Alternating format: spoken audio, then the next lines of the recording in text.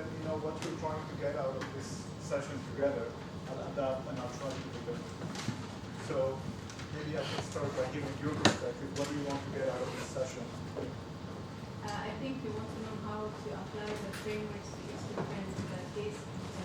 Like what specific framework to what specific. Okay.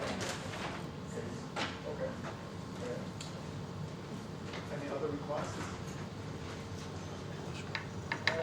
Based on adding on Dan's point, how the frameworks together, how they can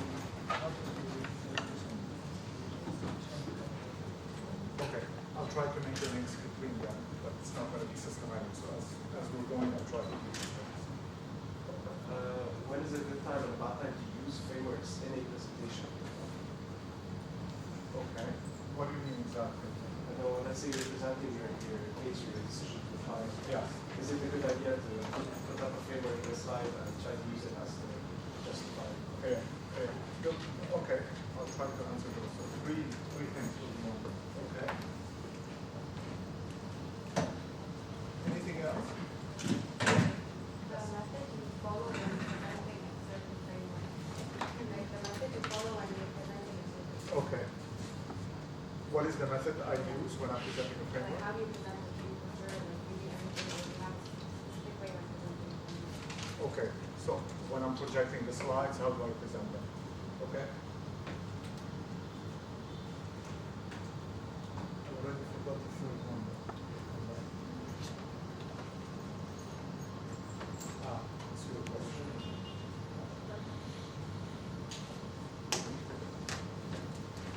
Okay. Maybe we'll go through a very round of introduction. My name is Jad Bitar. I'm a partner and managing director at BCG in the East. I mainly lead our social impact work and our healthcare work, but I do a lot of other stuff that we do. So maybe if you can do just a very rapid round so I can know who I am in front of me. Dima. Mario. Dana. Sorry, I wrote the plus. It's okay, I don't know who's on the class anyway. I'm not supposed to do it. Oh. Ahmad. I'm marketing director of an IT business, which also works in this. Yeah. Ahmad. Nadim. Nadim. Jad. تمام. ضمير احفظ اسم واحد. Ahmad. أحمد. سارة. سارة. Karim. كريم. Mike. Mike. Nazar. Zazar. Yes. Rida. Ida. Narine. MBA. Okay. Asma. Azim. Mazen. Perfect. Thanks, guys. So, what I've been asked to do is to introduce you to some strategy framework. There are too many, and frankly, for the strategy books and the management books, these are great frameworks. In reality, most of them we do not use. There is one tool that you will use as a consultant, and this is the 2x2 matrix that you will invent on the fly to solve the solution that you have in front of you. Okay? But I would like to go through these, and what I would like to do is to focus on the most important ones. However, if there are some things that I would miss that some of you think are important, I'm happy to go back and look at them.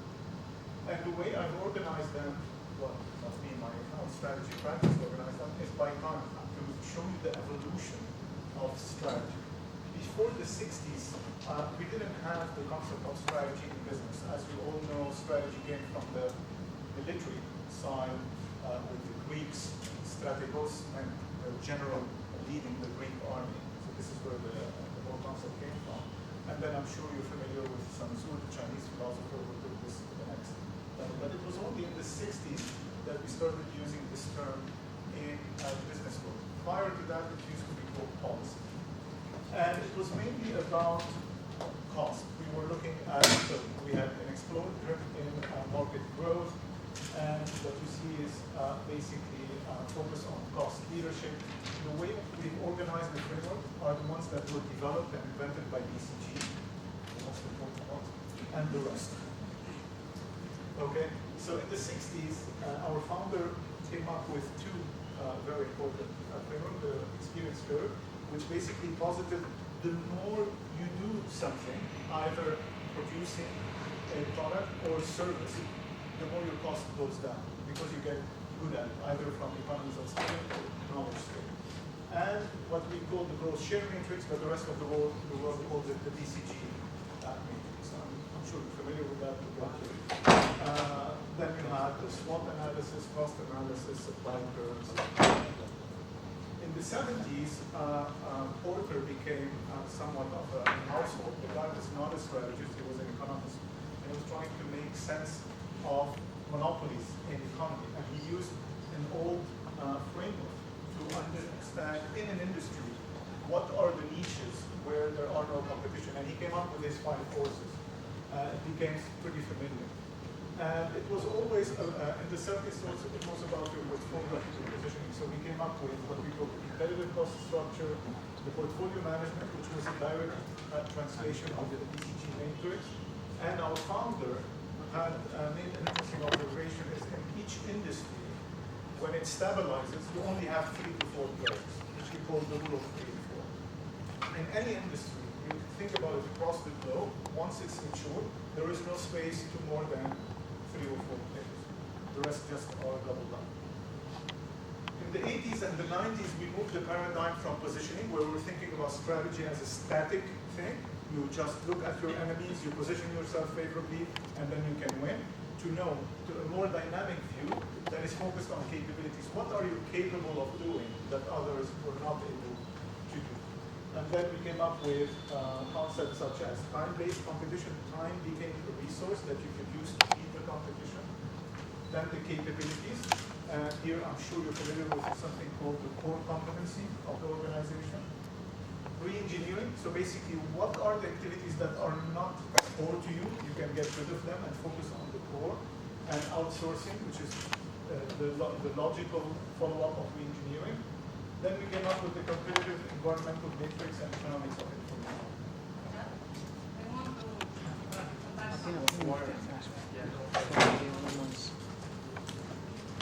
Hope you can hear me, Mike. Take a smile.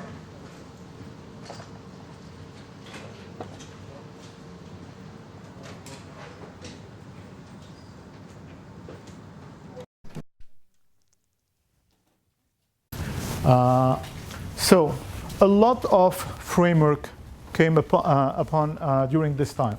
So the 9-box GE matrix, Porter's 5 forces, the 7S, I will go through them, game theory, and so on and so forth. And then we started moving into the 2000s and the emergence of the internet, and suddenly we realized strategy is not only about only one organization, but a network of organization. You don't play alone, you play with a lot of partner and a lot of allies. We came up with 3 frameworks, trading up, basically how the consumer goes from technical needs to functional needs to emotional needs. And you can see it more and more today. People are no longer looking to buy products or to own products. They are looking more for experiences. And this was the translation of this trading up framework. The network economies, so basically the more you can come in economies of network, you have an advantage of locking it in. You can see such example, Amazon, Google. Once they're there, it's very hard to dislodge them, Facebook. And then the payback curve. And here what we've seen coming around blue ocean strategy, I'm sure you're familiar, this was one of the most popular frameworks in the 2000s. And here we're coming to this new decade where we continue coming up with new ideas. The most interesting one is what we call thinking in new boxes, which is about creativity and innovation, and I will share these with you. So if I look at all of these, from as I said, from a book perspective, this is great. In reality, which ones do we use a lot? So SWOT is definitely something you use. It's quick and dirty, and it allows you to rapidly size up an organization, but also it has become so popular that you can communicate with clients very easily. Most clients are not familiar with all of these. So once you start with a framework that they're not used to, it becomes a challenge because you need to explain the framework, the logic behind the framework, why it's valid, while with the SWOT, everybody knows it. Anybody who's done a business course knows it. It becomes pretty easy. You do cost analysis and supply curves, but mainly in the background. You rarely bring them to the client, and you rarely use them to close a problem. It's mainly as an analytical tool. The growth share matrix is very useful when you're trying to position your client in a market, or you're helping them do a business unit strategy. But in reality, in this region, it's very rare. Most of your clients are homogeneous, single size clients. I've rarely used it here in the region. In North America, we used it much more often. Then if I go across, the core competition is still very valuable, especially when, and I am going back to your question, when you're thinking of helping your client identify their vision and mission. When you're helping them with their vision and mission, you're trying to help them understand who they are and what they're aspiring to do. And who they are is clearly correlated with their core capability. So who you are is linked to what you do well. I'll give you an example. For example, Sony. What does Sony do well, from what you know? Maybe, yeah, but not products, capabilities. Yeah, the core competition that Sony believes, it's miniaturization. They can do things pretty small and then bring it to market much better than other. What does Amazon do well? Distribution. Amazon is just the logistics. It's nothing else. It's not books, it's not electronics, it's really the whole supply chain. But when you look at it, you're not buying supply chain from Amazon, you're buying everything else. Everybody knows Porter 5 forces. We rarely use Porter 5 forces in the region. In 10 years in the region, I've never used Porter 5 forces, but it's an interesting framework. It's not relevant anymore because it's a very static framework. The whole point of this framework is for you to look for a niche where there is no competition. And in today's world, it's very hard to find niches without competition. Excuse me. Balanced scorecard is actually pretty well used, but not as a strategy tool, more as a reporting tool. A lot of organizations look at the balanced scorecard as a way to measure how they're doing, rather than to shape and drive their strategy. If you look at the author, they tried later on with a book called Strategy Maps to use the balanced scorecard as a strategy shaping tool, but it just doesn't work. It's more a reporting tool. It's a great tool for reporting. I don't know, who's familiar with the BSc? Who is familiar? What is this? I'm starting to doubt the quality of teaching at AUB. You discussed it in the last class. So, should BSc. As I said, it's a reporting tool where you measure certain ranks that you have using some indicators based on each criteria that you want to measure. Okay. So each criteria that you want to measure has its own indicators that will report to you the thing you want to know about. True, true. But why do we call it balanced? Weighted plan, because it's weighted between the criteria that you have chosen. True. Before the balanced scorecard, most reporting was financial reporting because it was easy. It was numbers. What these guys, Norton and Kaplan, came and said, if you focus only on financials, you're going to make the wrong decision. You need a balance. You need to look at financials, but other also dimensions. And this is quality, but also move away from financials. Look at your learnings, look at your people. So don't only look at numbers, at your financials. And financials are mostly cost and revenue.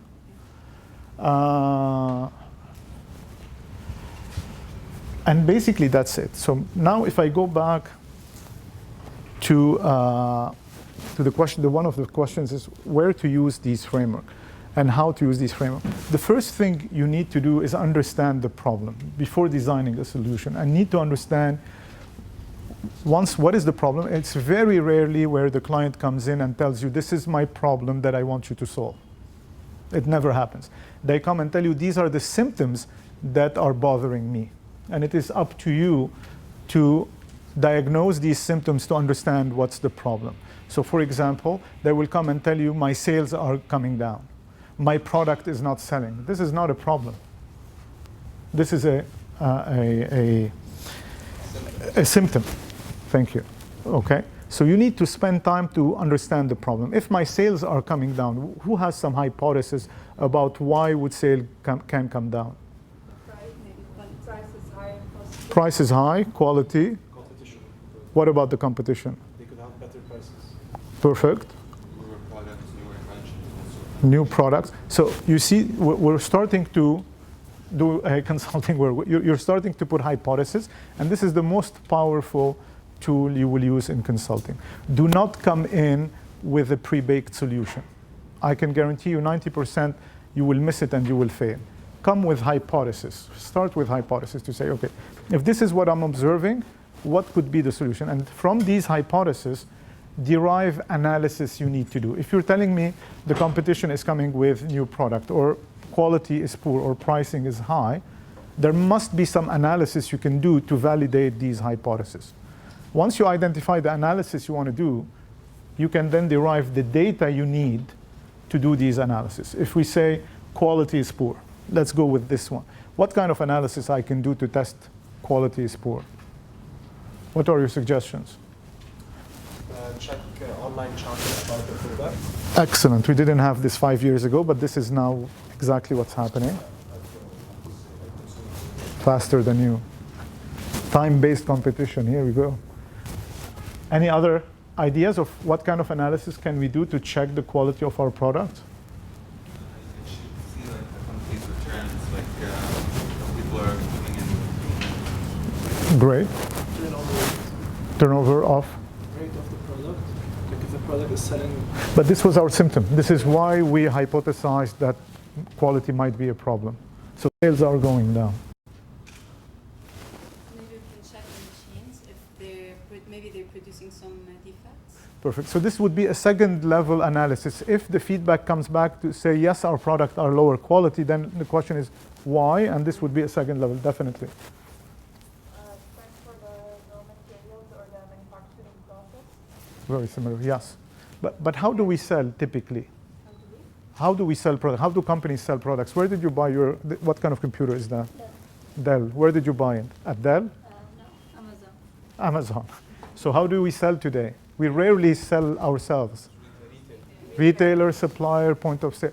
So check with these guys. This is where they see or they hear the consumer. These are the touch points with the consumer. So once we've identified all of these analysis we would like to do, now let's go get the data and do the analysis. So typically this is the approach you would adopt in consulting. And then depending on the problem you've identified, you'll bring in the analysis. So if you're trying to help a client, so let me take a concrete example. I've been asked by a large hospital to help them prepare their 5-year strategy. They want to define what they're going to do in the next 5 years. So the opportunity space for them is to either stabilize the size where they are and focus on improving quality. I have very rarely seen any client who would be satisfied by just stabilizing. Usually we're going after growth. So the first thing you do is try to understand the market and what they're good at. So the SWOT analysis, maybe we should look at the SWOT analysis,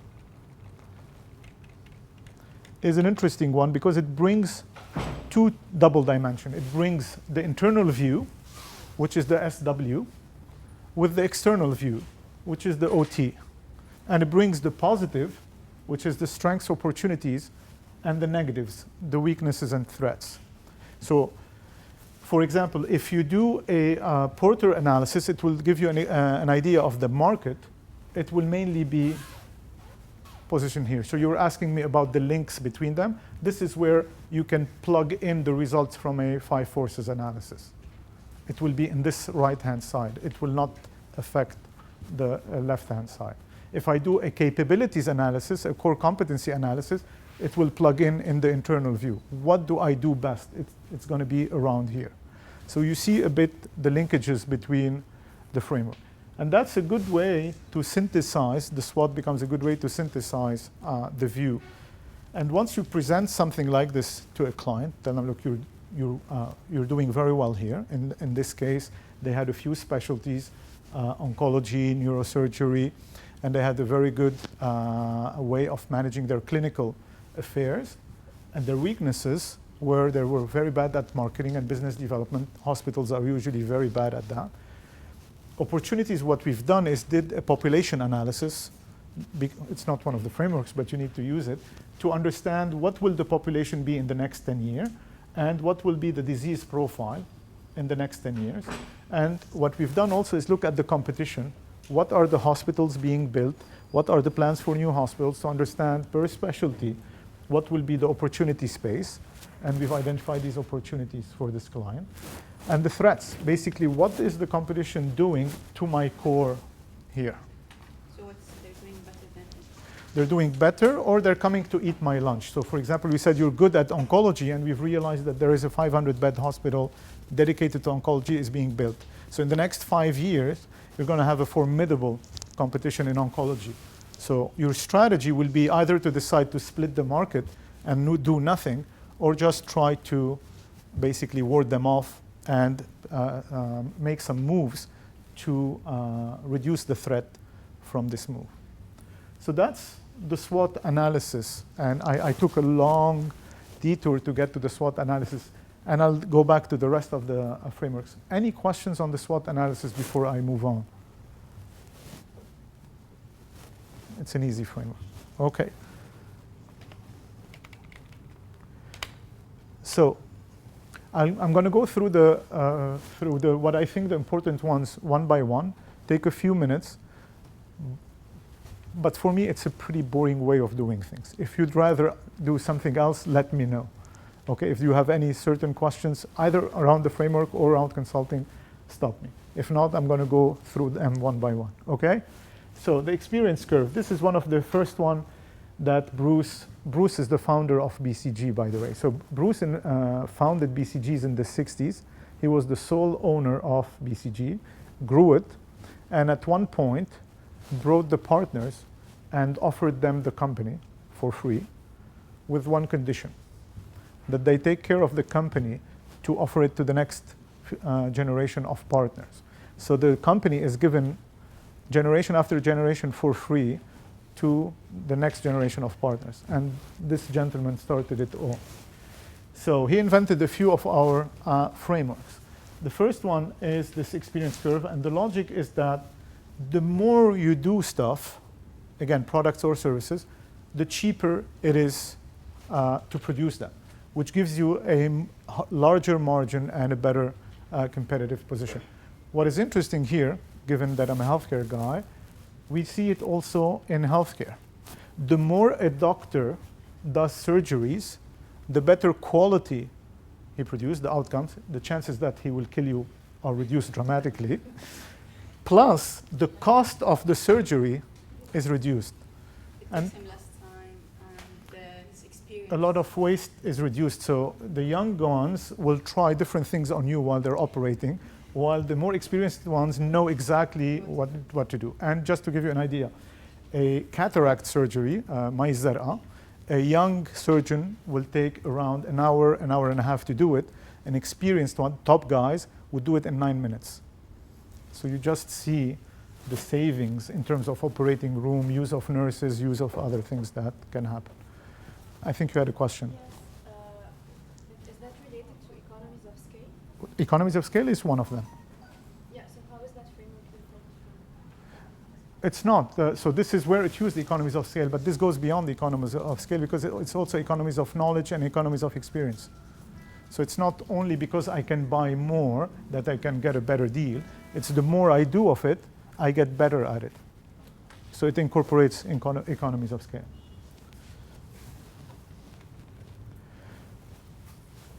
Do I need to present it? You've explained it before. Maybe somebody can present it. Yeah, that would be a great idea. Who wants to present it? Please. Okay, so this matrix is actually when we go through how much cash the company has and the market share. So if the company has a lot of cash and a lot of market share, it's basically a star. It can finance itself, but they look for the long term to grow. And if they have cash but they don't have market share, if they have cash and they don't have market share, they question mark because they need to grow. They need someone to invest in them, maybe cash cows, who have market share but they don't have cash. And they have You use the figure. So if I'm a star, yeah. what does the company do with stars? They're perfect. They have everything. They cash and the market share. Yeah, but as a CEO, you're the CEO. You have a star in your portfolio. What do you do with the star? You I invest in it.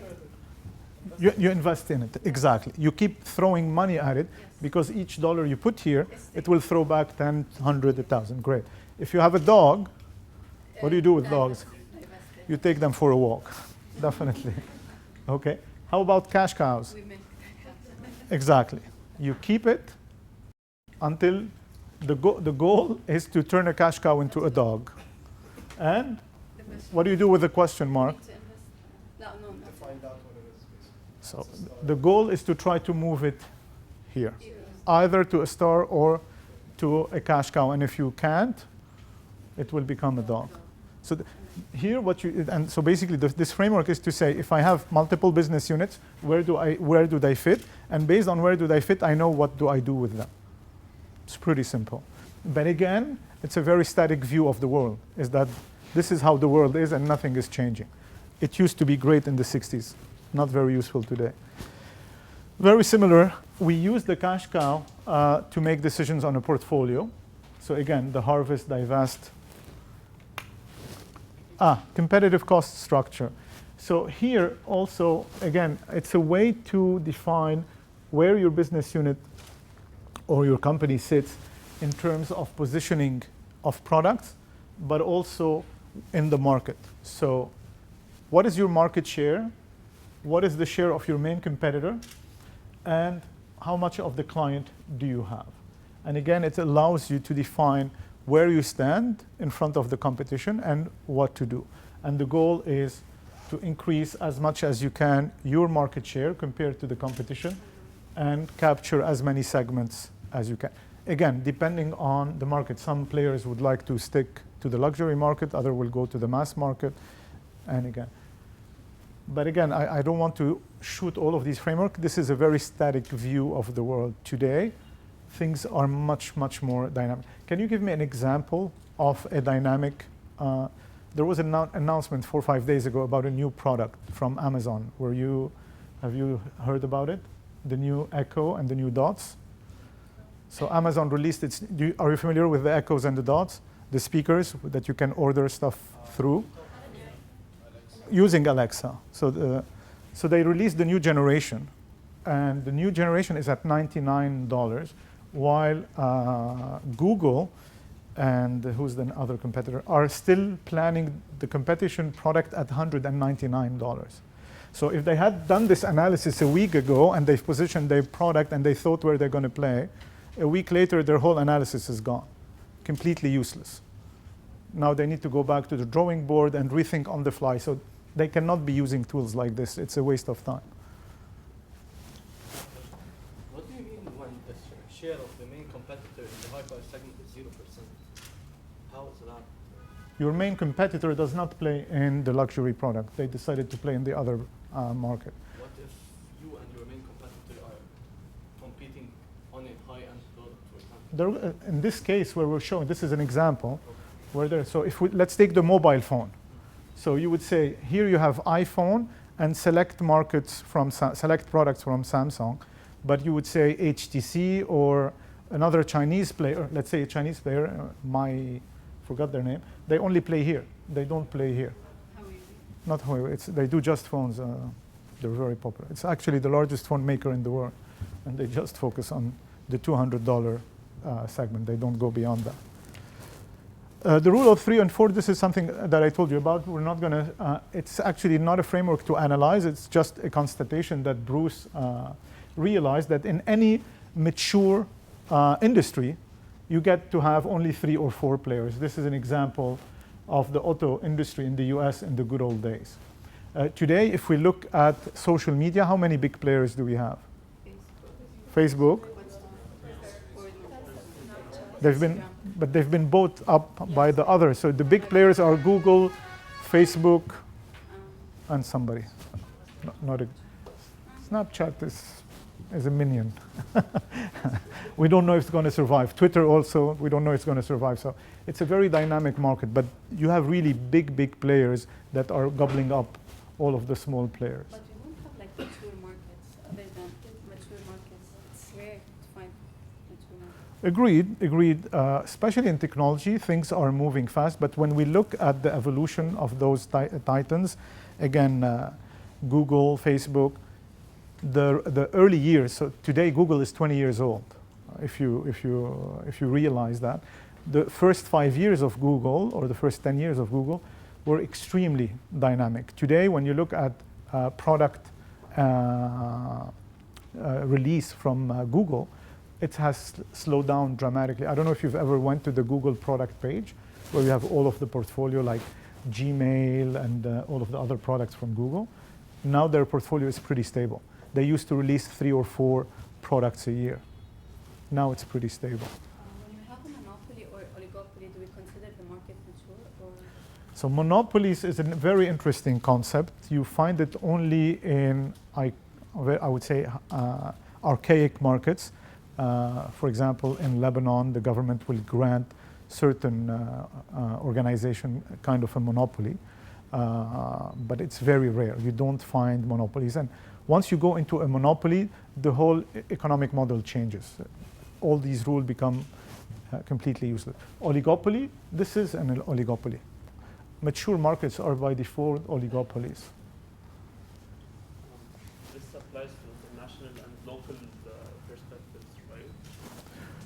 Look, the laws of economics, I would say, are universal, but they can always be distorted by a very good government. We have a lot of examples here in the region. The more the government intervenes in the economy, the more it distorts the rule of law, the rule of the economic laws. But besides that, yes, most of these apply.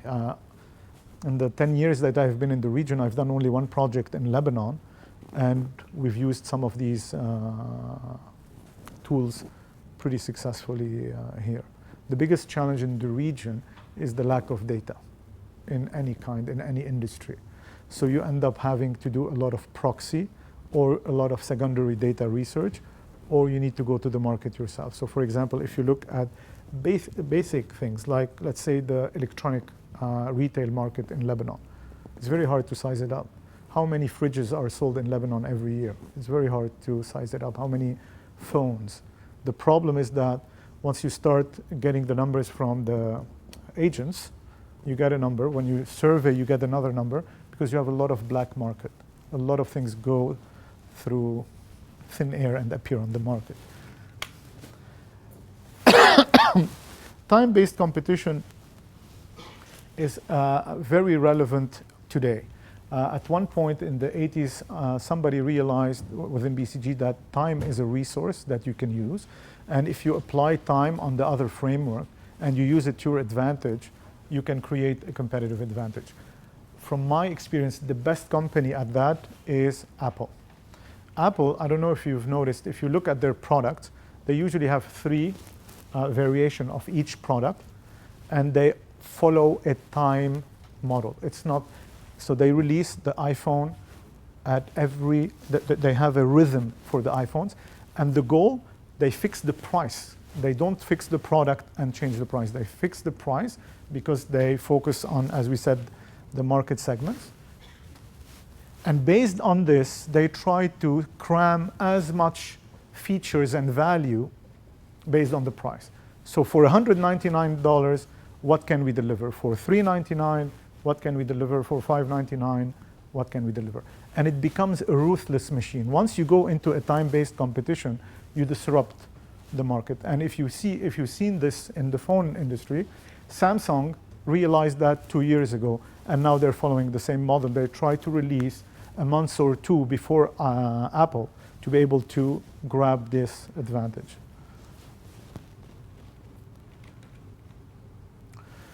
Re-engineering is less a framework and more an activity model. The logic behind re-engineering is in the 80s we went into a major crash that followed the growth of the 60s and the 70s. And the organization was forced to go back and rethink the way they work. And what they realized is that there was a lot of waste in the system that accumulated with time. Re-engineering is a way to draw the processes that you follow, everything from manufacturing to service to even your administrative processes. How do you produce a bill? How do you hire an employee? And they've identified the activities, and what they do is identify first which activities are low value add, and they just remove them. But also what they realized when we started doing re-engineering is that a lot of processes ended somewhere, started somewhere and ended somewhere. You didn't have somebody who was accountable for the whole process, which led to a lot of blame games in the organization. So you would receive the resume, you would assess it, somebody else will interview, and then somebody else was supposed to do prepare the offer.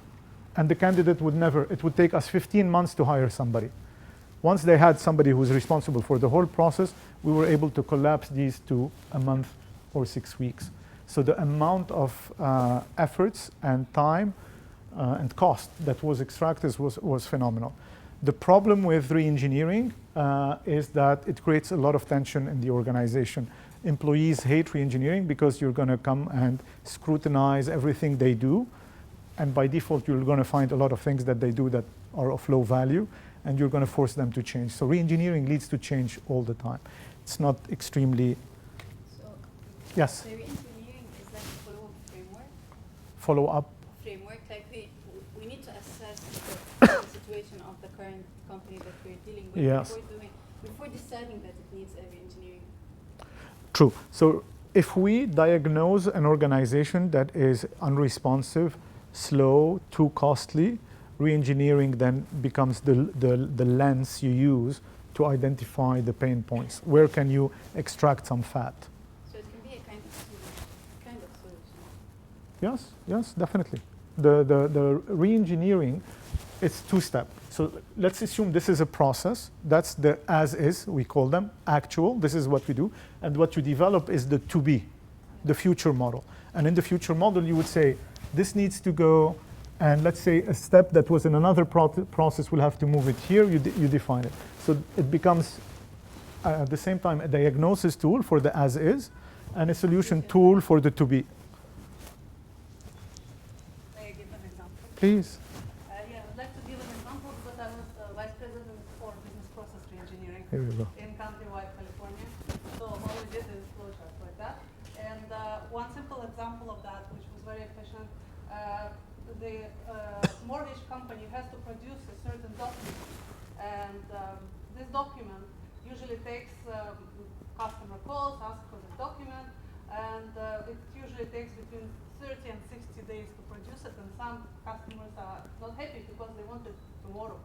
And so it was all struggling because there was a lot of bottleneck, it was all manual work, until my subordinate came up with innovation, and when it was implemented, suddenly everything disappeared. And what he suggested all of this was done for free as a service to the customer. Those who wanted quickly, you pay $100. And suddenly, we had two queues. We had a queue of those who wanted fast, and they paid $100, and one person was responsible for that, and all others agreed to wait, and for them it was not an issue. So splitting or making a triage between these two processes, or realizing that there is an opportunity to change the process into two processes, at the same time, start making money for the company, and no bottleneck and no unhappy customers. Because customers have an option. Option is always valuable. I forgot what the document was. It's the Lebanese passport, same thing. You want it fast? Okay, more. 3 days, same day. Yeah. No, we went here. Very similar. I'll skip this one. Capabilities. I think this is an important one. This was a very interesting book in the early 90s called The Core Competency of the Corporation by Prahalad and Amel. These guys came back as a reaction to Porter's extreme popularity in the 80s. He was a rock star. The guy in the 80s was commanding $50,000 a day for his services. So these two guys came back and said it doesn't make sense. The competition doesn't come from the industry, not from a niche. It comes from what you do. And the goal is to basically identify what are your key capabilities, what are the things that you do really well, measure them, understand what the competition do very well, and then try to differentiate yourself by focusing on your core competency. I gave the example of the hospital, but we talked also about Amazon. But let's take any other organization. Let's take a local organization. Exotica. Are you familiar with Exotica? Yeah. What do they do really well?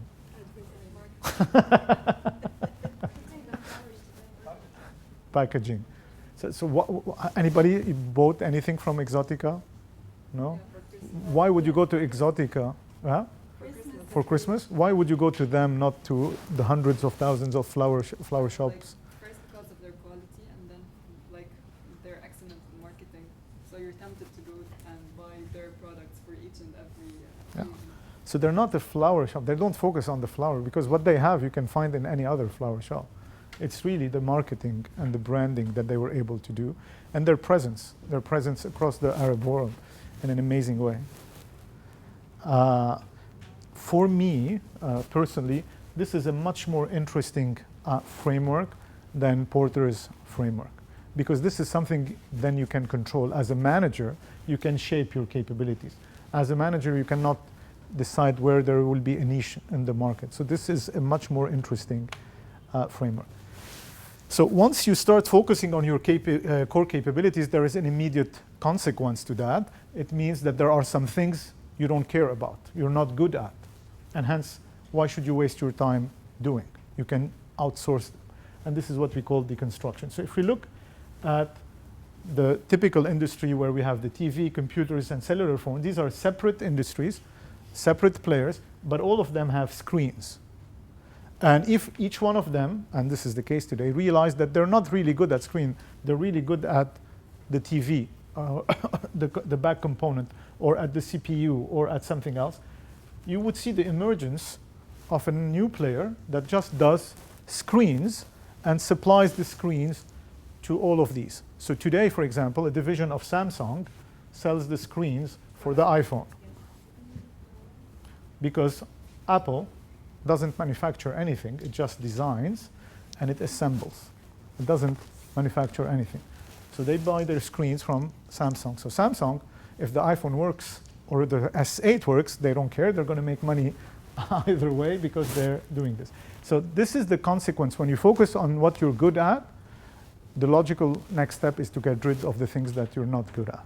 And this is what this framework is about. How do you do this? And this has been extremely challenging. I've worked on a few projects like this here in the region, and what is challenging with outsourcing, I would say, are three things. One is to find a partner that is good at what you want to outsource. And in the market here, sadly or traditionally, everybody wants to do everything. Very few companies want to focus. So it's very hard to find partners that you can trust with what you're looking to do.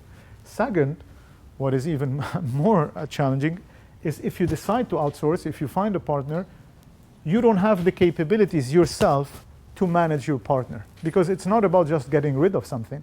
You will need to be able to manage what you got rid of to make sure that what you're getting is exactly what you're getting at the quality levels that you're getting, at the price level that you're getting. So this is the second challenge that I've seen here in the market, is companies that want to outsource do not have the capability to manage the partner. And the third one is purely legal. In the few deals that we were able to close, the ability to have a long-term relationship has proven elusive. It always ends up badly, because they're so eager to outsource, they want to do it so fast, they don't take the time to have the proper legal framework to protect both partners, and it ends up pretty badly.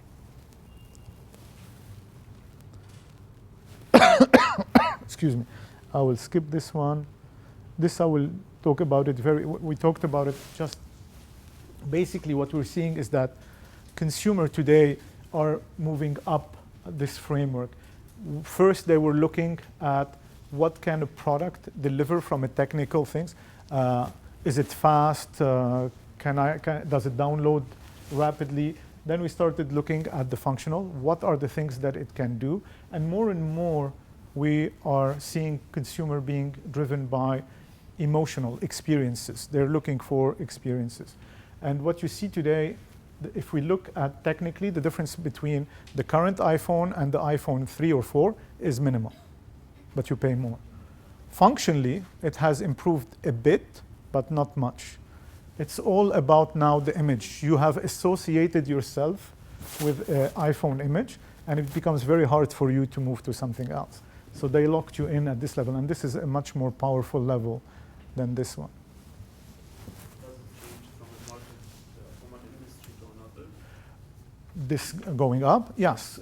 Industries go up at a different rate. So for example, if we look today at the travel market, when we look at the low end of the economic spectrum, this is the focus. When you look at the high end of the economic spectrum, this is here today, the B plus and A consumer do not look for accommodation, do not look for business class or something. They look for an experience. They want to go to places that are different. They want to live something. Some people, and this is very interesting now, sustainable travel, they would pay tens of thousands of dollars to go to a pretty poor and, I would say, limited service place just to be able to connect with the population, to live a authentic experience, to camp somewhere. And they're not looking for the luxurious functionality that you had before. So the travel industry is changing dramatically.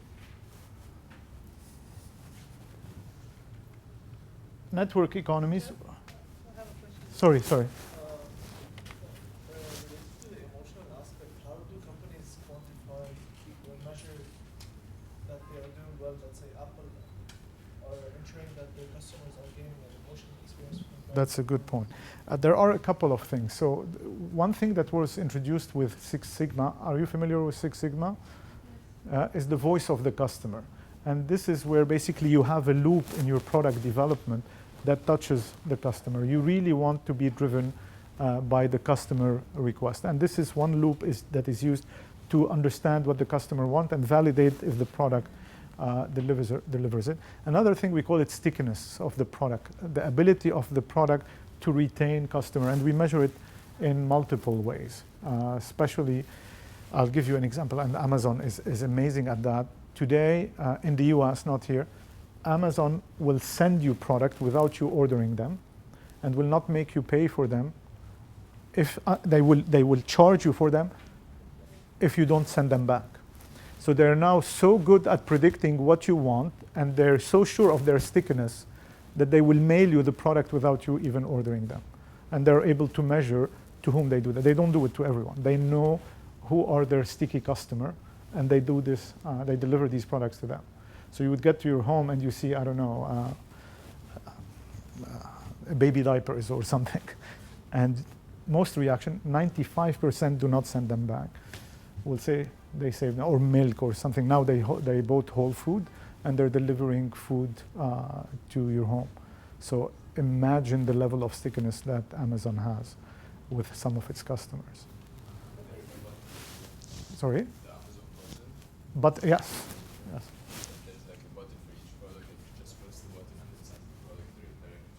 True. When this thing was, I was in San Francisco when this product was announced, and I thought this was the stupidest product ever, and it will never work.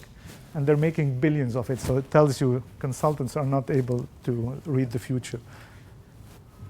Yes? And I think in the Apple case, they also work at the point where whenever they introduce a new phone or something, there's always a new update, software update. And then when all the users of 4 and 5 and whatever, it's always when they download this software, they always feel that their phone is being clunky. Downgrading. Yeah. It's downgrading. So Yeah. I think they're working on both. True. But it's more about you feeling that you're not as good as the person that has the new one, not you saying, I want this CPU or this memory. In the good old days, in the early 90s, you would measure how much memory your computer has. I'm sure now most of you have no idea how much memory and RAM, because it became completely irrelevant. But back then, the most expensive component was the memory, more than the CPU. But now it became completely irrelevant. CPU, who knows what CPU your phone has? In the 90s, you would be proud to say, I have a Pentium. This is the kind of CPU I have. Today, it became completely irrelevant. So it's more, they have the iPhone 8. It was able to embody the whole thing. Network economies, we've talked about it, and this is in certain businesses, there is a network effect, which basically, if you are able to grab a certain number of customers, the additional customers will lock you in. So let's take Facebook. The more people you have on Facebook, the more Facebook becomes interesting, the more it attracts more people, and hence it locks out the competition. A lot of people tried to displace Facebook, including Google with their Google+. It cannot work. It's very hard. The only way for it to work is to have a critical mass from Facebook moving away, which will then push the network effect into negative cycle and start a positive cycle somewhere else. That's the power of a network. There are so many people sticking to Facebook that it just keeps increasing the value and attracting more people into Facebook. That's the network effect. Same thing with the telephones early on. Again, when you would call your Alpha, between Alpha or between the other one, MTC, it was for free, but if you called the other network, you would pay. So basically, the first one that locked it enough was dragging more people because there was a network effect. You wanted to be in the network with your parents and your friends to avoid paying fees to the other network. So and whenever you are able to design a business when there is a network effect and you are the first mover and you can scale up, you can lock in the market. We've seen that come in also in the early 2000s when we started building what we call vertical markets, technology hubs for trading, marketplaces for industries. So for example, a marketplace for the healthcare industry where you can go and buy all of your supplies online. Once you are able to attract enough hospitals, there was no play for the other players. We would lock them up. And all the other hospitals had an interest in being on this platform. Payback is pretty straightforward. I'll skip this one.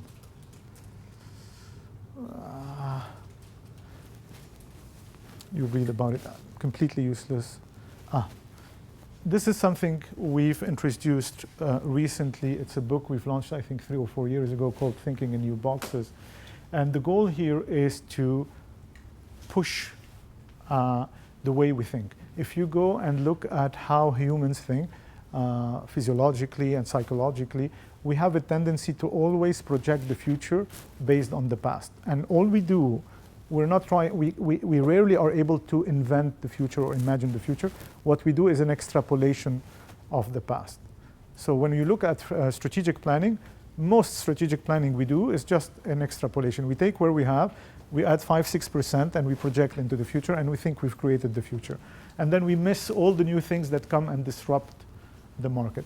Thinking in New Box is a new framework that forces manager to not follow this linear. It's a pretty interesting methodology, and the way we deliver it at BCG, we have a team, a global team that would come in at a client and moderate what we call innovation sprints. So instead of us doing the project linearly with the client, what we do is we come together, we do an innovation sprint, we go out, we distill what we learned, we come back after a few weeks, we do another innovation sprint with the clients to try to come up with the future. And the way we do it is first we start with doubt. Anything that you believe in and you believe is your success, we try to destroy it. We try to sow doubt in everything, to challenge it. And the goal here is really to keep only what is validated by number and remove all of the biases that we have in our minds. And then once we've done that, we move into exploration, and we really push you. We've done a great project 2 months ago with Intermountain Healthcare. I don't know if you're familiar with Intermountain. It's one of the largest healthcare systems in the US. and we've worked with them to imagine the healthcare of the future. What will healthcare be in 30 years? And in Explore, here we start inseminating the industry with examples from other industry. And one of the exercises we've done with Intermountain here is we told them, okay, what will the Uber of healthcare look like? And the first reaction is, Uber has nothing to do with healthcare. They pushed back, they rejected it. And after a couple of days, we came with fantastic ideas about what the future could be. And here we forced them to really go away from the traditional. So when we brought the Uber and the Amazon models into healthcare, it was to force them to diverge. In healthcare, everything has to be controlled by a doctor. Change is very rare. It's all about reducing risk and not taking risk and reducing innovation. So when we started forcing them to look at these other examples, we forced them to diverge. And we came up with hundreds of ideas about the future of healthcare. Somebody wants to give you the phone. And then, once we agree on the space, we call it the opportunity space, and we're talking about hundreds of opportunities, we start converging. Which one do not really make any sense from an economic perspective, from a consumer perspective, from a social perspective? For example, women driving in Saudi Arabia last week was something that we would have rejected. Now it's working. We would never have imagined it. But this is the power of thinking outside of the box, is to really force you to imagine things. And once you converge, we take you to reevaluate, and we go from 100 to around 10 possible opportunities. And it's a very powerful framework. The challenge with this is that very few managers are first used to be challenged this way and to be taken to other industries. Most of them grow in a single industry and are not familiar with other industries. And two, basically you destroy all the foundation of their belief with something like that. And it's very hard to accept emotionally. Actually, it seems like it's an evolution of the blue ocean strategy, right? Blue ocean is not structured. Blue ocean, this is a way to get to blue ocean if you want. It's a structured way, thinking about how individuals think to get to blue ocean. It's very entrepreneurial kind of thinking, like it requires the person has to have like high risk. So exactly, you need to put them in a safe environment. So culture where we have a lot of hierarchy, you need to keep the CEO outside of the room. If not, nothing happens. This is a useless exercise. An environment, cultures where you have a lot of divergence, you need a very strong moderator to bring them apart. So we do first what we call a belief audit at BCG. This is a tool we use. When we go into an organization, we do a belief audit to understand what does this organization stand for, how coherent is this organization, and what are the thought forces that exist in this organization, to know how to deal with them. Without this belief audit, we can deliver a fantastic project, but it will not be accepted because we didn't understand the organization before we start. Sorry, have you used it before in this region? I have a proposal for an insurance company to do this with a healthcare insurance company. I don't know to which extent they're going to accept it, but I haven't used it in this in the region. No, it's very hard. So already this insurance company, when I went and presented it to them, they were a bit shocked that we will be challenging them and we will throw all their business away. So one of the things you tell them, so today 90% of this company's business come from policies. They sell insurance policies. And we told them, we want to reinvent the organization where only 10% comes from policies. And they're paralyzed because the whole business, they have brokers, they have customers, it's all around this product. And now you tell them, I want to throw it away, they don't know. So what are we going to do? Sell shawarma, sell cars? They really go to extremes.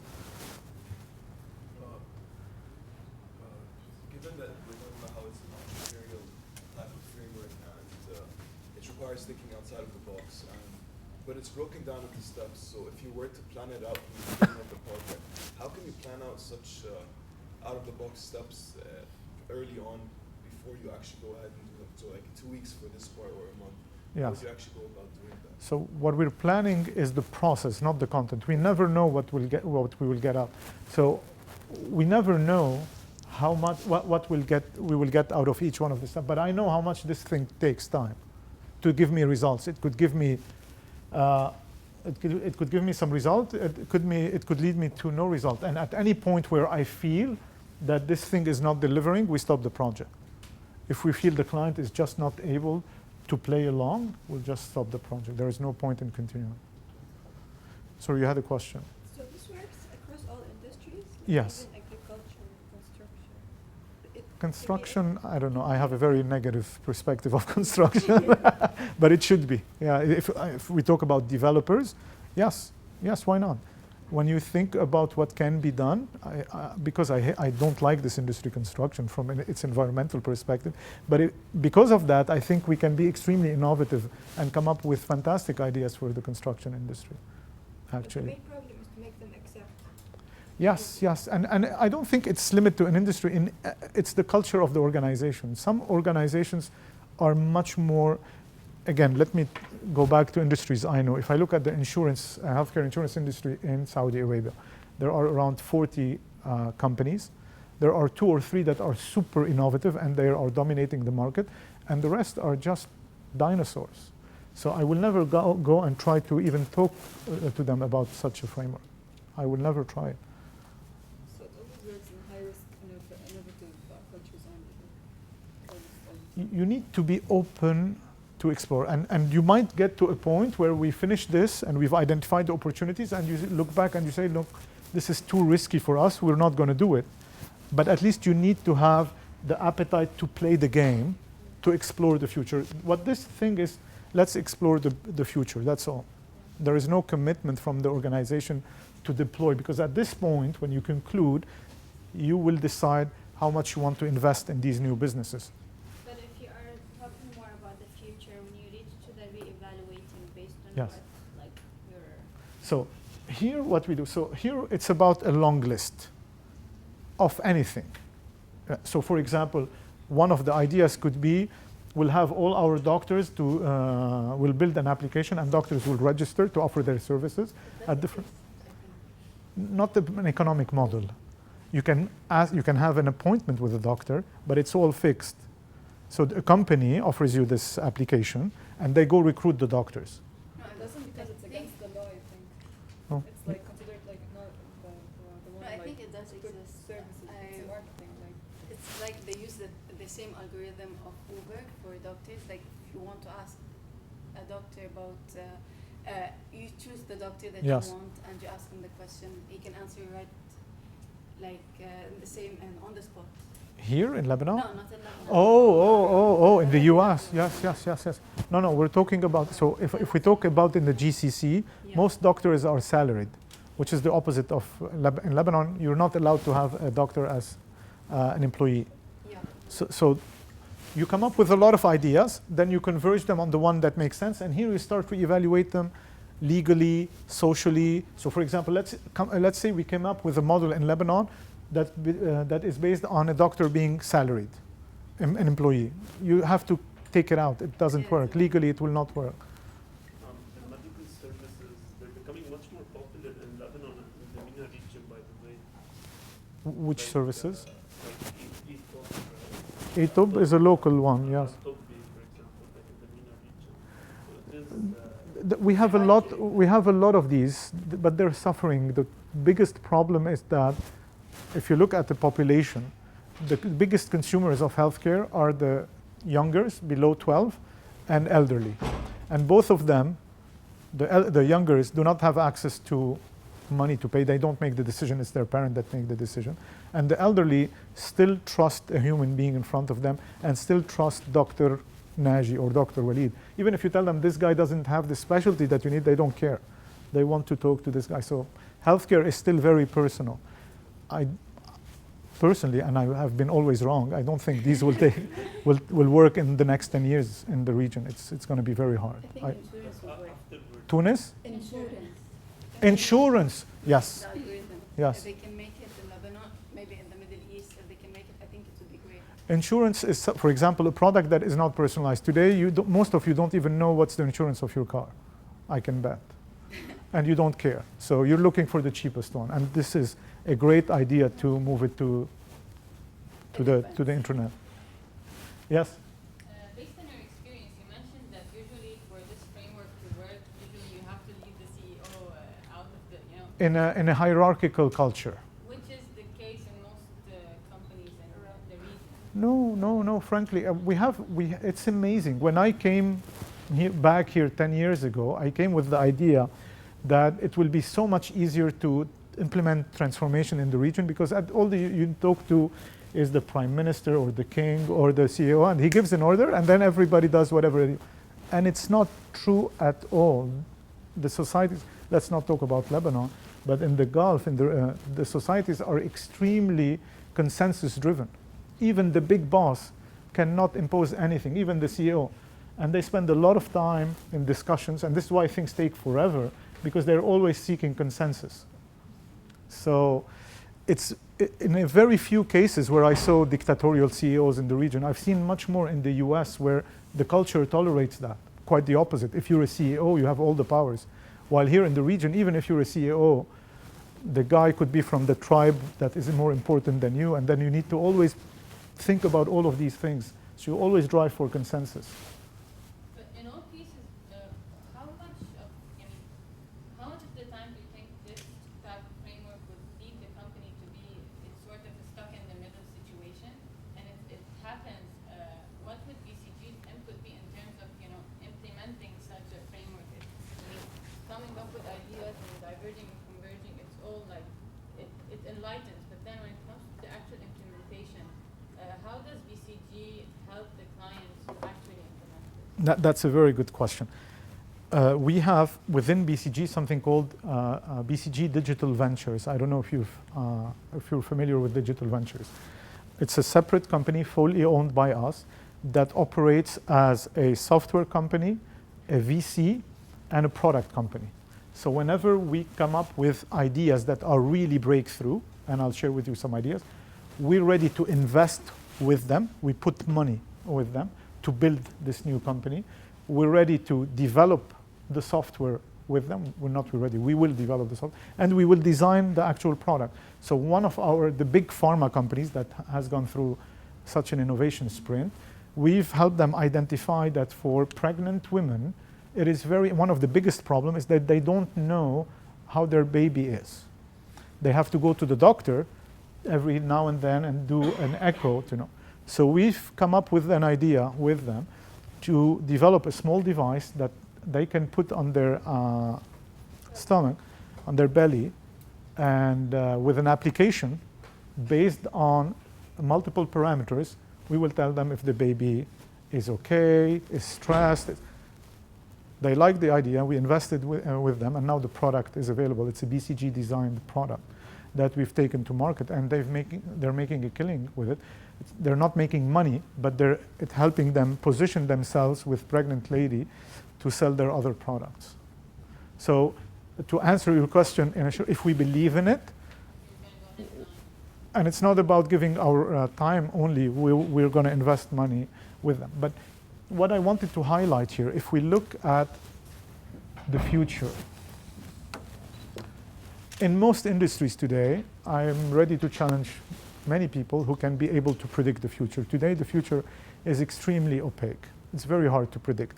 And the smart players the way they're developing their strategy is investing in options. They're buying options in the future.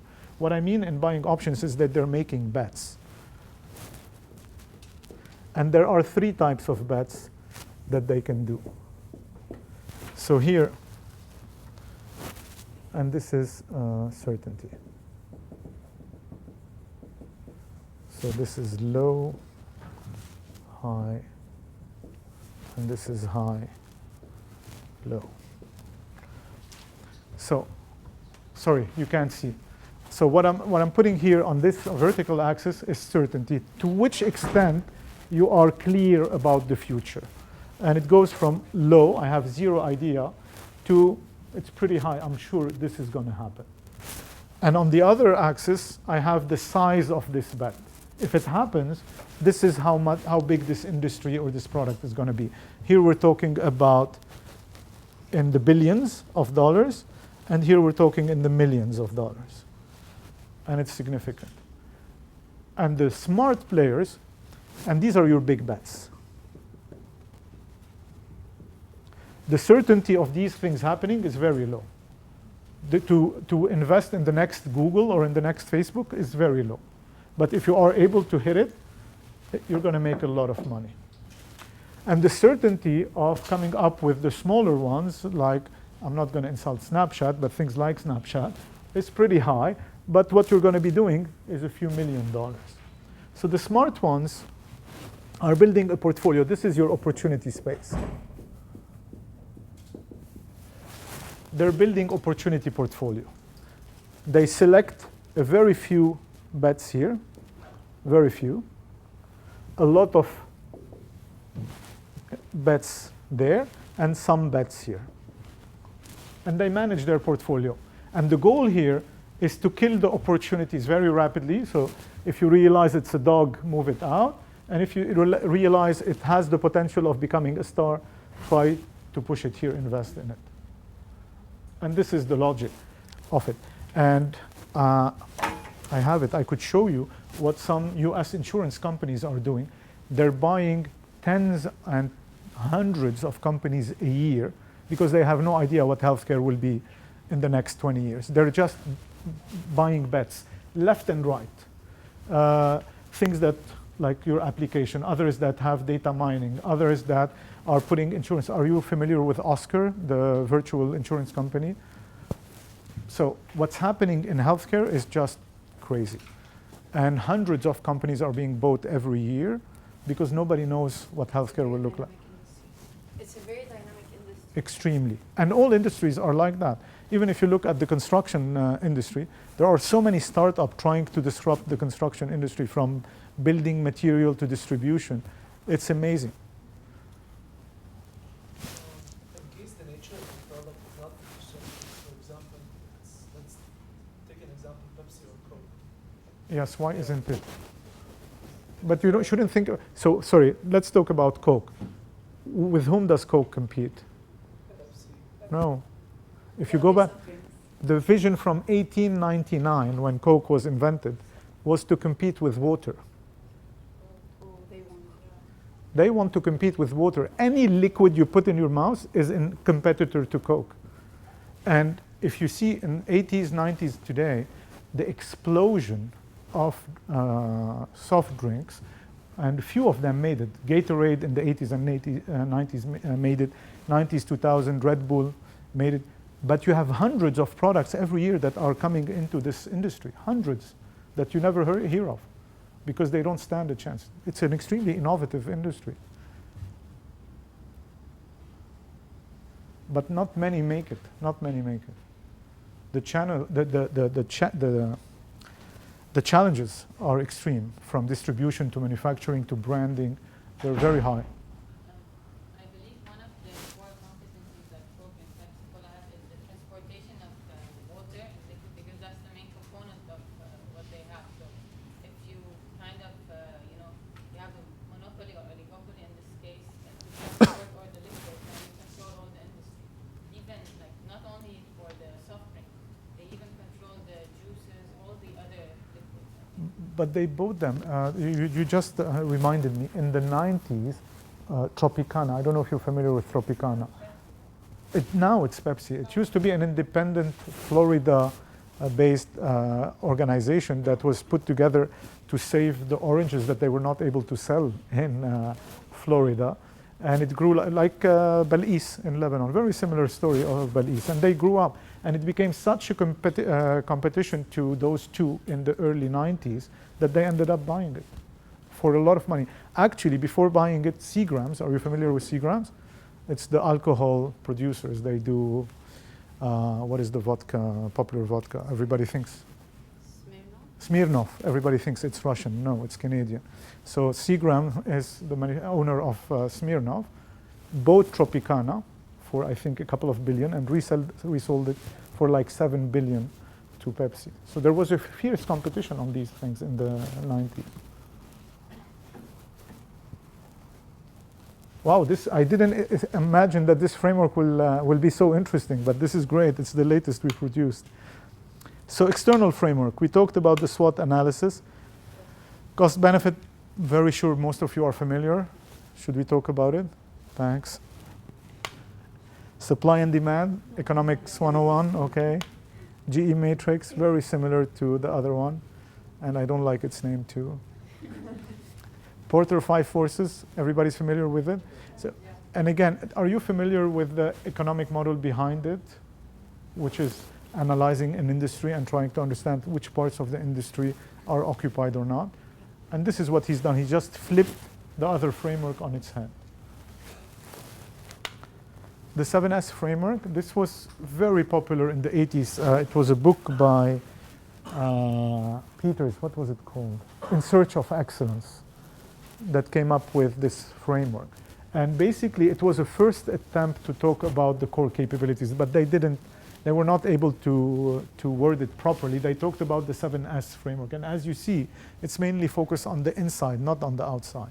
So the style of the organization, the skills of the people, the systems, the structure, the staff, the shared value, and the strategy. It was very popular in the 80s. I haven't seen it used since the 90s. I've never used it, and I haven't seen it in anything. But it was very revolutionary back then. Game theory is a very interesting theory. It's not a framework per se. Are you familiar with it? Yes. Perfect, thank you. Can you just come up like with a framework on the spot, depending on what the customer or what the client has, like the problem? That's exactly what I asked.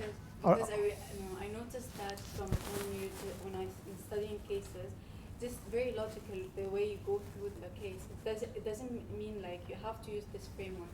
You can come up with a solution just based on logic and how the industry of this specific client is going, and is it dynamic or not. So these frameworks are just like a base to build upon our framework. Agreed. And the cases, once you group them into types of cases, then you know what to apply. But how familiar are you how consulting teams function? Did any one of my previous predecessors explain to you how we work? No? Okay. So most companies are organized around the same model. They have different names, but at the end, it's the same thing. You have a business analyst, usually somebody just graduating from school. And then here, depending, each company calls them differently. Then you have an associate, a consultant. This is the BCG nomenclature, but others, a project leader, a principal, and then a partner. So these guys don't do anything. They just walk around, come to school, and these are the guys that work. So the way we organize ourselves is usually this is the unit of project. For each project, we have one project leader and a team can be made of one or more of these guys. And it's usually by this order. If you have one, it should be a consultant. If you have two, it's a consultant and an associate, and so on and so forth. So this is the team that solves the project, that delivers the project to a client. The principal is covering multiple cases. So and this we call a pyramid. This is a pyramid. So a principal is managing 2 pyramids, and a partner is managing multiple principals. This is how it functions. Okay? So the way I manage my pyramids, and I think it's best practice because I do it, is I expect my project leader and my principals in the first week of a project to have a good understanding of what the problem. So as we go back to what we said, not the symptoms. I don't care about the symptoms. Symptoms, I've already discussed them with the client, and this is how we convince them to come and work with him. So what I want is an understanding of the problem, clear understanding of the problem, and then a framework for the solution. And by framework, I don't mean these. I mean, what are the dimensions that we need to solve, to define, to come back to the client and tell him we've solved your problem.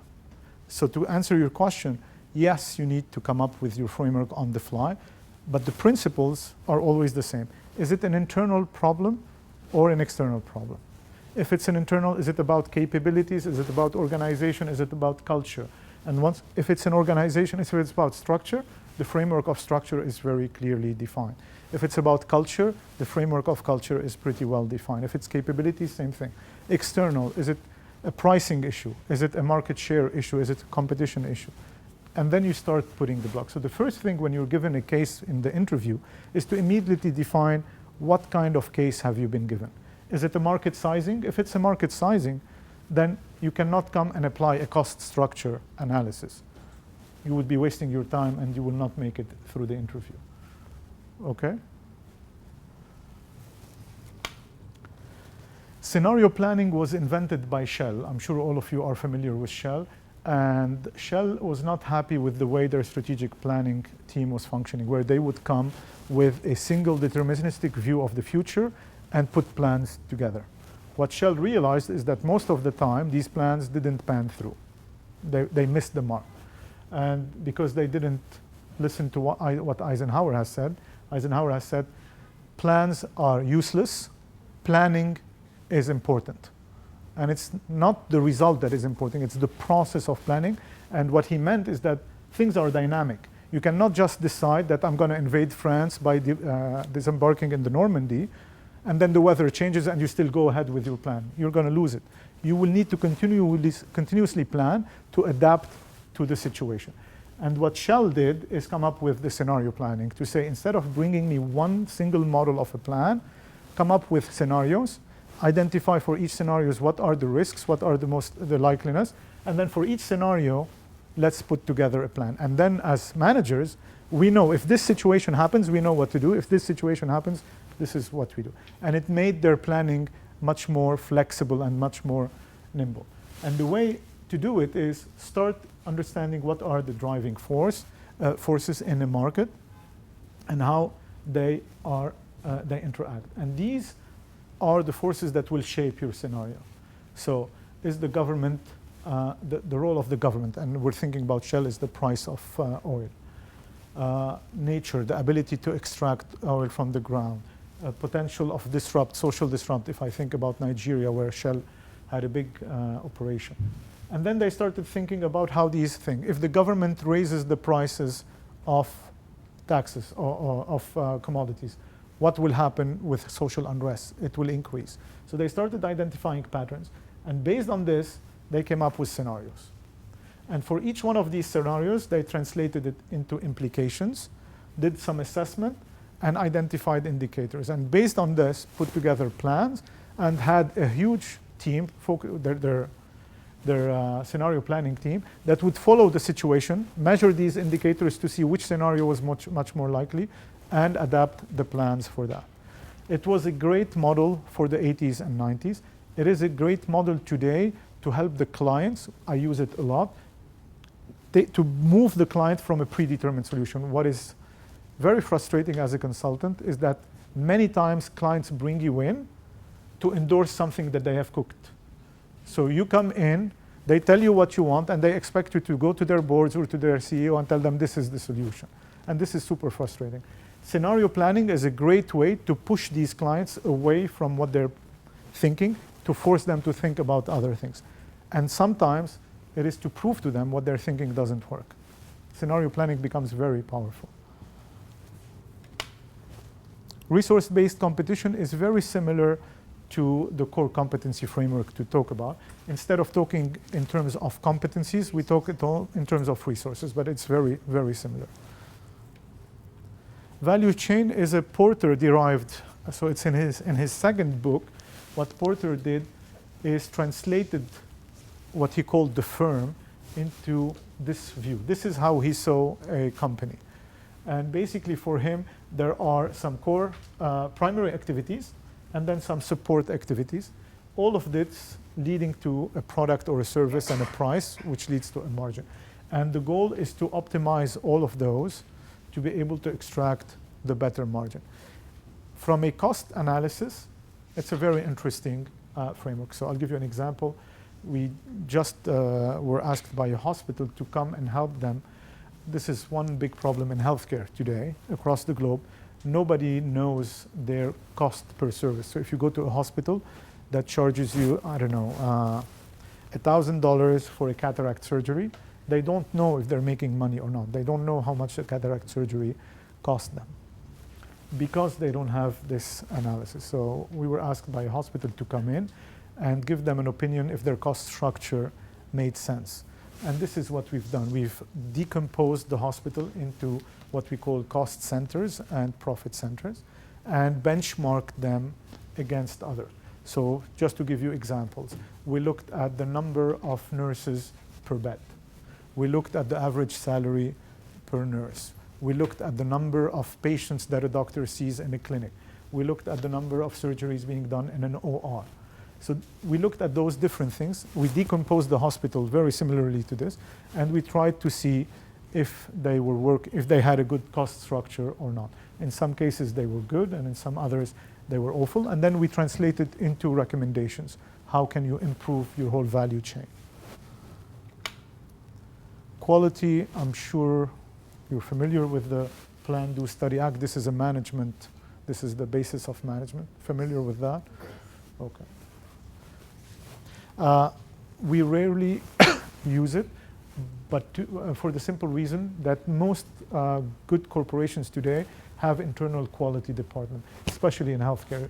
You cannot find a hospital without a quality department. So this is extremely familiar. Best practices. This is what consultant sells the most, and nobody knows what it means. So typically, when we look at a typical consultant engagement, it looks like this. And it's sad, but it's true. It's usually a 4-steps approach where you start with something we call a baseline. And the baseline is usually a diagnostic of the situation. And here you use the SWOT analysis, the core capabilities. So you look at the current situation. This is the as is. Then what you do is a best practices and a benchmark. And we'll come back to this. Based on this and the vision, the aspiration, you go to something we call a target model, or the to be. And then you do a gap analysis between the target model and the baseline. This is where you are, this is where you want to be, and hence this is the gap you have. And then you go for recommendations. 95% of consulting engagement look something like this. It's a cookie cutter approach. Okay? Best practices are supposed to be able to tell you for a specific industry, for a specific function, this is how things are done by the best in class. It doesn't mean that this is how you should do it.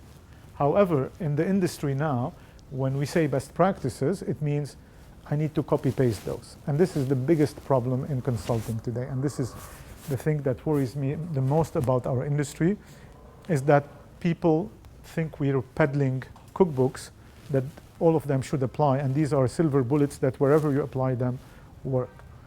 Let me give you an example. We can look at excuse me, the revenue cycle function in a hospital and tell them best practices hospital are able to close their revenue cycle in 34 days. And then everybody and their mother are trying to go to 34 days, while it doesn't mean that you need to go to 34 days. In some cases you can do it in 12, in other you can do it in 60. It's irrelevant what others are doing. You need to be able to translate these best practices to your own case and see which one is relevant and to which extent you need to adapt it. This is my problem with the best practices today. It could be a very powerful tool if you use it as a learning tool, and it could be a very dangerous tool if you use it as a recommendation. Innovator's Dilemma. This is a fascinating book in the early 2000s. If you haven't read it, it's one of the books that are still valid today. Clayton Christensen was doing his research on hard drive and realized something very weird, is that every generation of hard drive, the incumbent players, the dominant player of the industry, is wiped out by a startup. And he couldn't understand why. The big guys had the money, had the resources, had the client, and suddenly a new company that came out from nowhere wiped them out.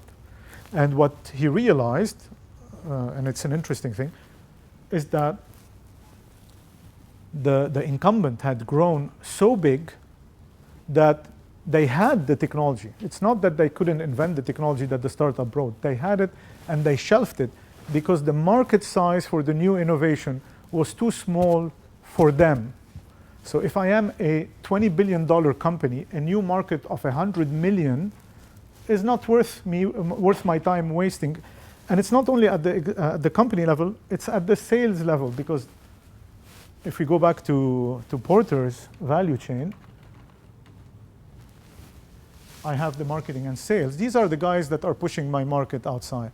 If I tell them I have an existing product where you can make a commission of $100,000 a year individually, and I have a new product that is great, that has a great future, but you'll make $1,000 a year, they will never go sell this innovation. They are not interested.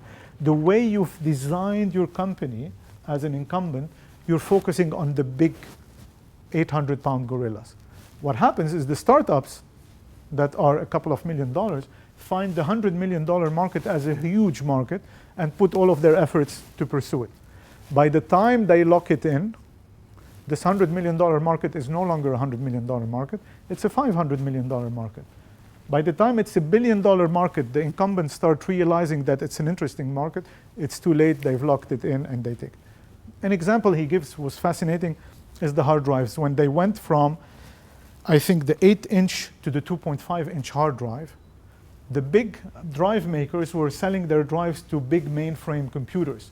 When they took the 2.5, they invented it. So the IBMs of this world and the Compaq of this world invented the 2.5-inch hard drive before Seagate.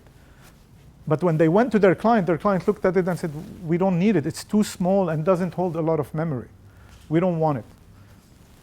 What Seagate realized is that the PSP needed a small hard drive, and they went to Sony, which would have never gone to Compaq or IBM, and sold their hard drive to Sony, and they grew this way.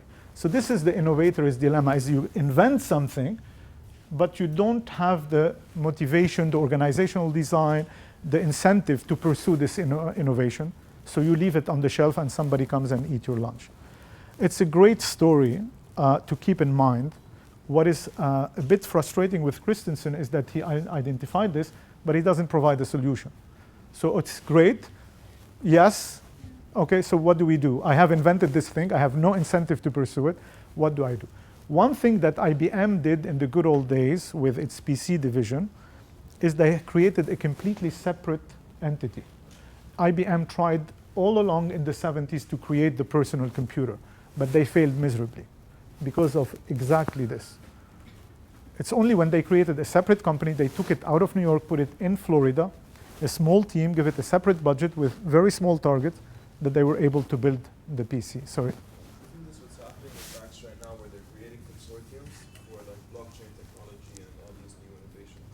That could be extremely interesting. Blockchain, as it is today, is exactly one of these things here. Will it be here or will it be here? Nobody knows with blockchain.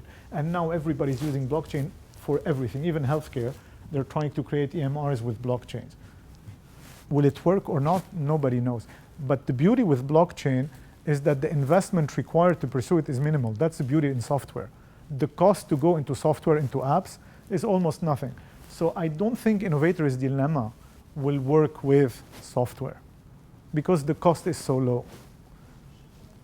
When or like how do you use this framework? It's when you're an incumbent and your teams are coming up with new technologies. You need to step out of the normal way you run your business to say, does this have a future? Using BCG's outside of the box thinking. And then thinking about, okay, so how do I incubate this new innovation? You cannot, if you keep it in your existing organization, you're going to kill it. Your existing organization will not accept an innovation. So you need to think about how to deal with that. It's rarely used, right? Innovator's Dilemma, it's an interesting book, but it's not a framework. It's an idea. He doesn't propose any solution, Christensen himself, but there are examples in the industry where the incumbent was able to survive. I'll take Cisco, for example. Cisco in the 90s was just a very small router company focusing only on home and office routers. And they were coming up with a lot of technology, and around them there was a lot of technology happening, but they didn't know what to do with it.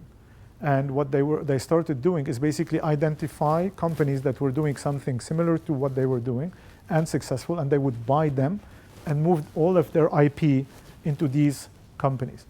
At one point in the late 90s, they were buying 100, 150 companies a year to grow to the size they were. So, but does that mean that every company can replicate the strategy? I doubt.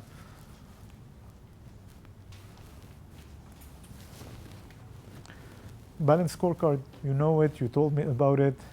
Do you want us to talk about it or not? It's one of the most popular thing here in the Middle East. Everybody loves the balanced scorecard, and Kaplan and Norton, the author, has come up, have created a company that peddles this in the Middle East. It's called Platinum something, that only sells balanced scorecard.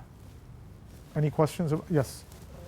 Based on what do you use the criteria in order to measure? Balanced scorecard? Look, this is a very interesting question. So first, the original definition of balanced scorecard, they had very clear dimensions. So they have the financial one, which is the traditional one, but they added the customer, the internal, and the education. Today, they are variation. I rarely use it with these dimensions. For me, a balanced scorecard, I use it from a definitional perspective, is for this company, what are the dimensions that are important for me to measure today? And for me, a balanced scorecard is dynamic.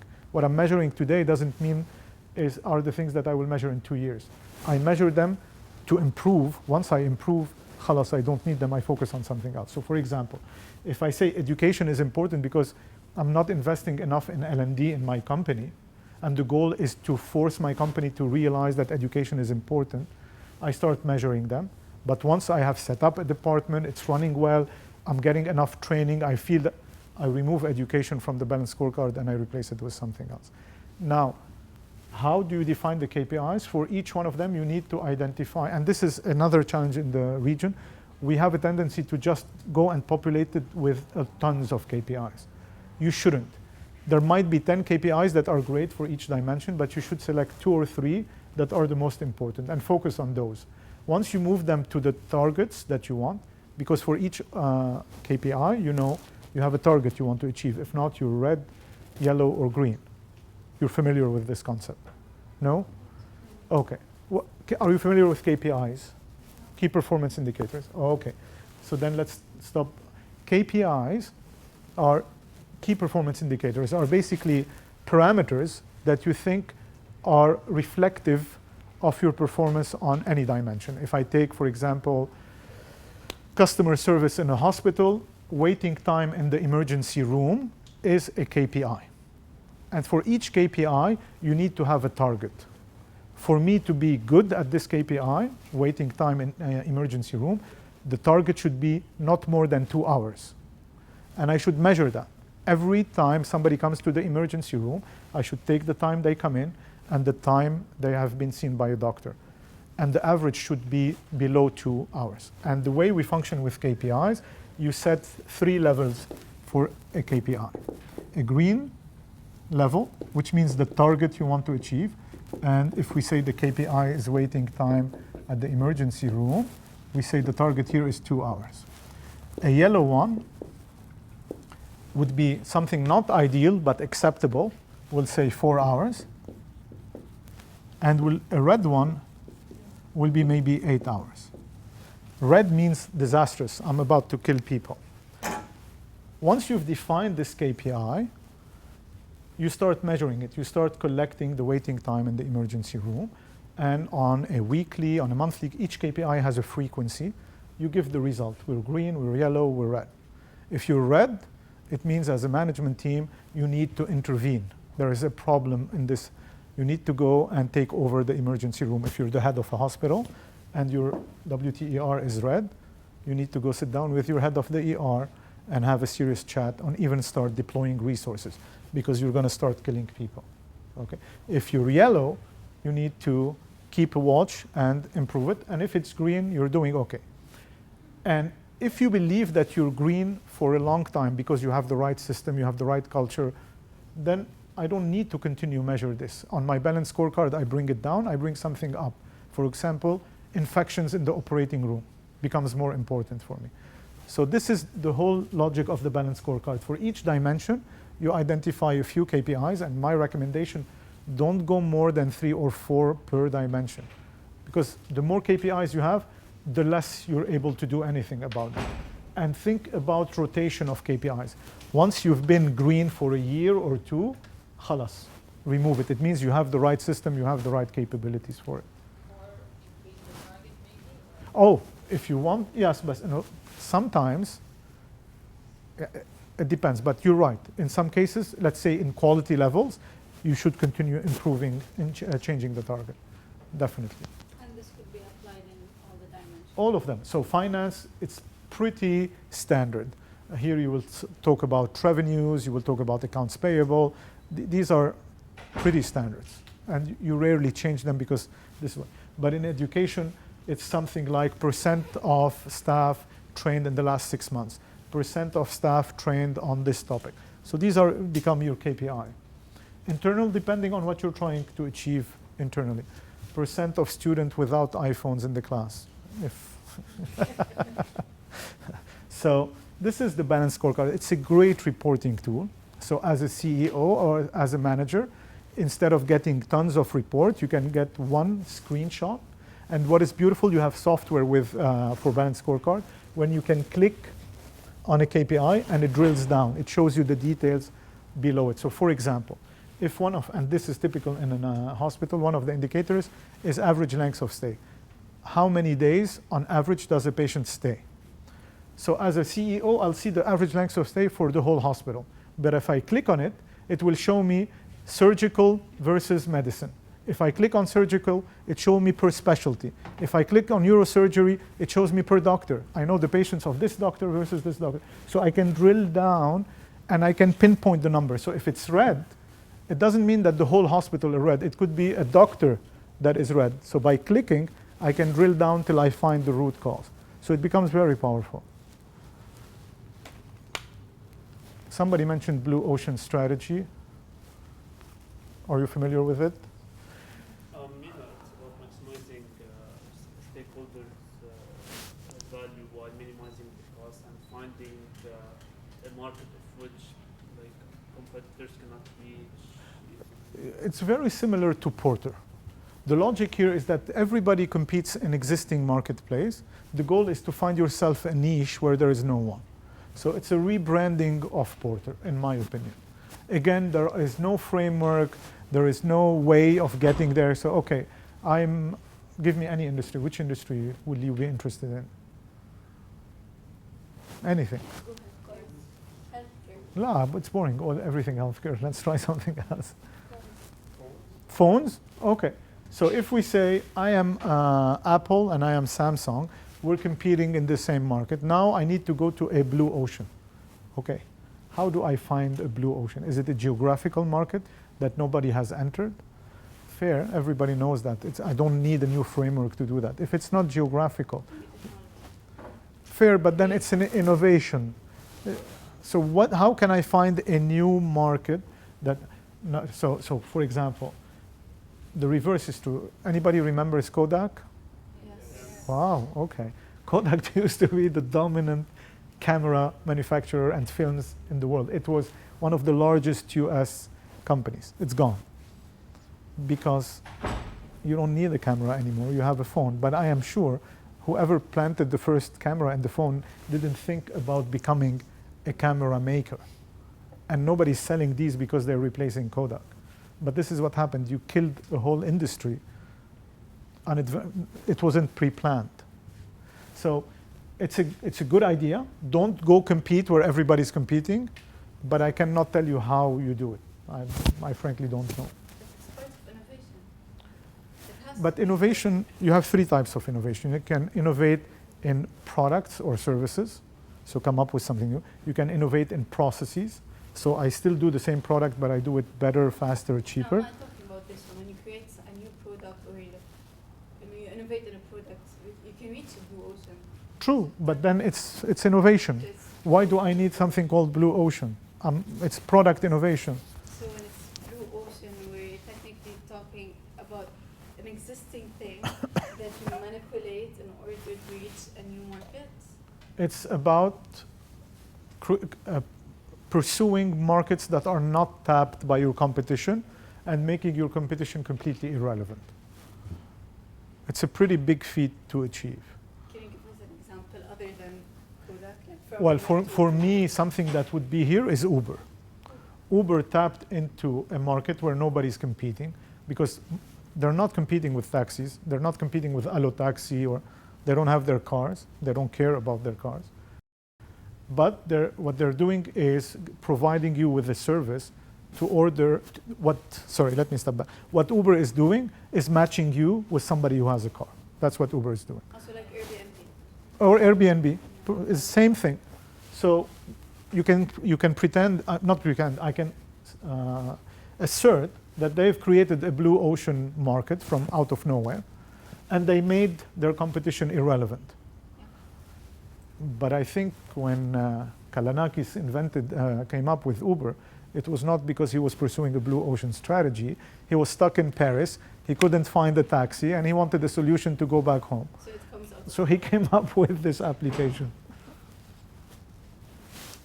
So it doesn't. Conceptually, it's interesting. Functionally, I don't see how to use it. Don't plan it. It comes out of nowhere.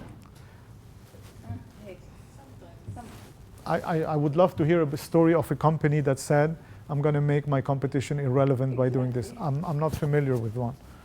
I think this is what's called management fad. Fad. Yeah, there is actually in my critical thinking book a model, one I didn't post, which is called management fad. It's when somebody comes up with something and with a sexy name and they want to promote themselves, like, how do I compete with Porter? This is how. I come up with a name which is sticky, and everybody's like, what is this ocean? But in fact, it's nothing but product innovation or business model innovation or whatever. You know? So it's just a fact. INSEAD needed something, and this was the response of INSEAD to Harvard. The two were professors. It says these were professors from INSEAD. So if you go get your MBA from INSEAD, you're going to be fed blue ocean strategy every day. Every day, even your sandwiches will be blue ocean. Sustainability, it's not, we don't use it, but I think it's important to share it.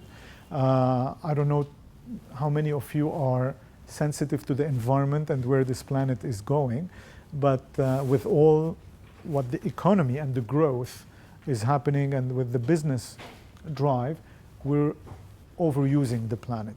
And this framework is to try to educate managers and future managers like you that there is a consequence to our activities on this planet, and to think larger than just the business side, to think about the footprint we have in terms of gas emissions, in terms of using the land.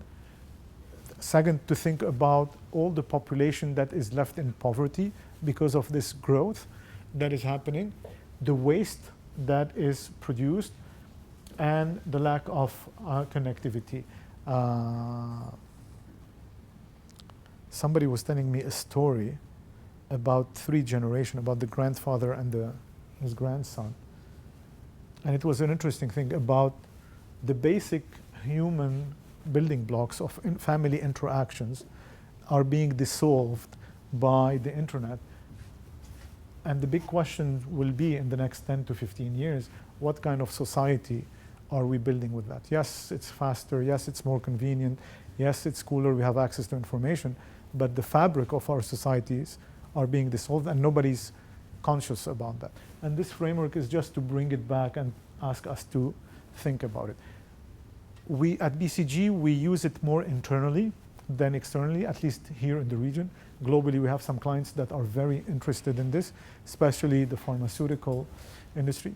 But within BCG, this is something that is permanent there. We have in each office something we call the green team, and the focus of the green team is to reduce our footprint in multiple ways, in terms of water, in terms of electricity, in terms of space. To reduce waste and to recycle waste, it's systematic. We have recycling bins everywhere. These things are not allowed at BCG anymore. We hate plastic bottles.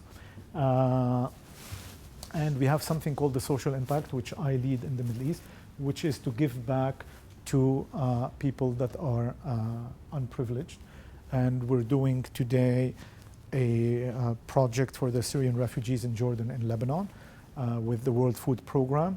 We're working with the Save the Children Foundation for projects in Lebanon, in the Horn of Africa, and in Colombia for refugees. So we try as much as we can, and these are all free projects. We give our time, BCG pays for it, to be able to pay back. So sadly, we're not able to push this framework beyond BCG in the region, but I'm sure in the next 10 years, this is going to become important. We will become more sensitive to what we're doing to our societies.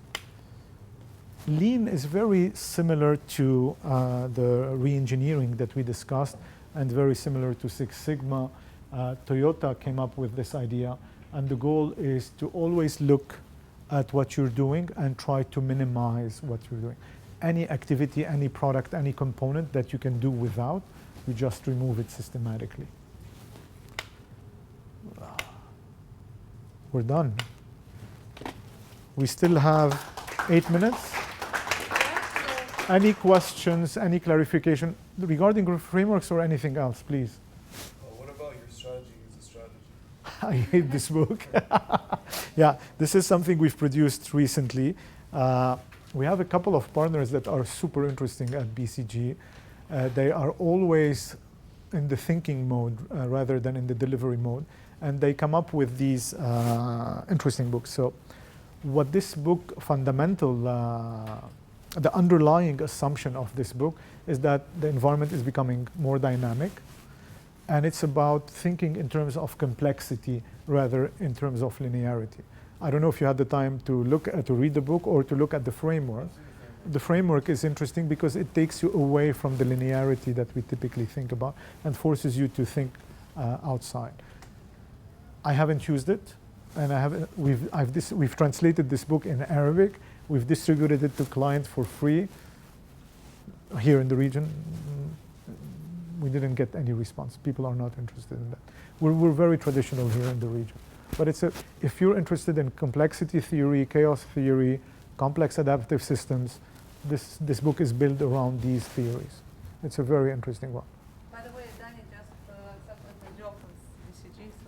Really? When? Starting in March. Next March. So I need to see Dubai or Beirut. And he turned down McKinsey. He's a smart guy. It shows. He read the strategy. Your strategy needs a strategy. March. Why March? I graduate December. Oh, okay. So you're taking a couple of months break. Alas, we're waiting for you. Can you tell us more about your background? My background. Don't follow my background. It's completely erratic.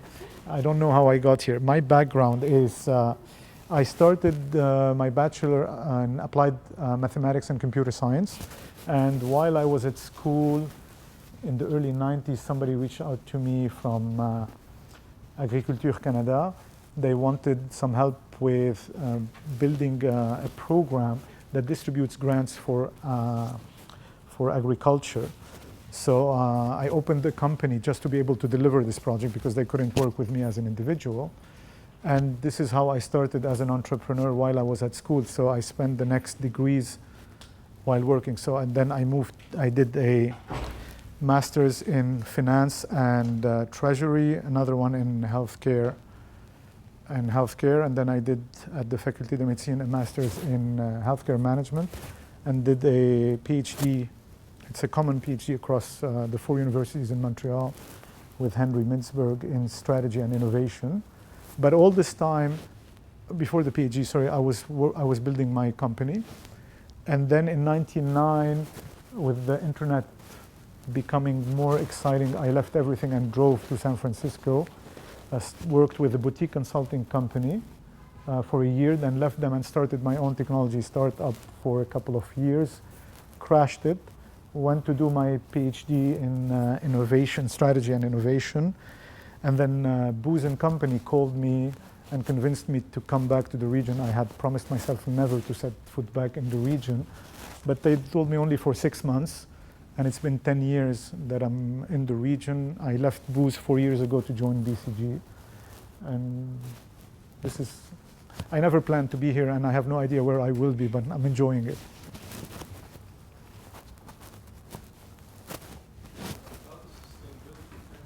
Yes. No, we use all of the frameworks that I showed in the last part are not BCG. Here. So these are BCG and these are not BCG. But my question to you is like, you're saying that most people don't use the sustainability framework. Yes. Which is weird to me because most of the proposition should be like long term, for 10 years or so. Yes.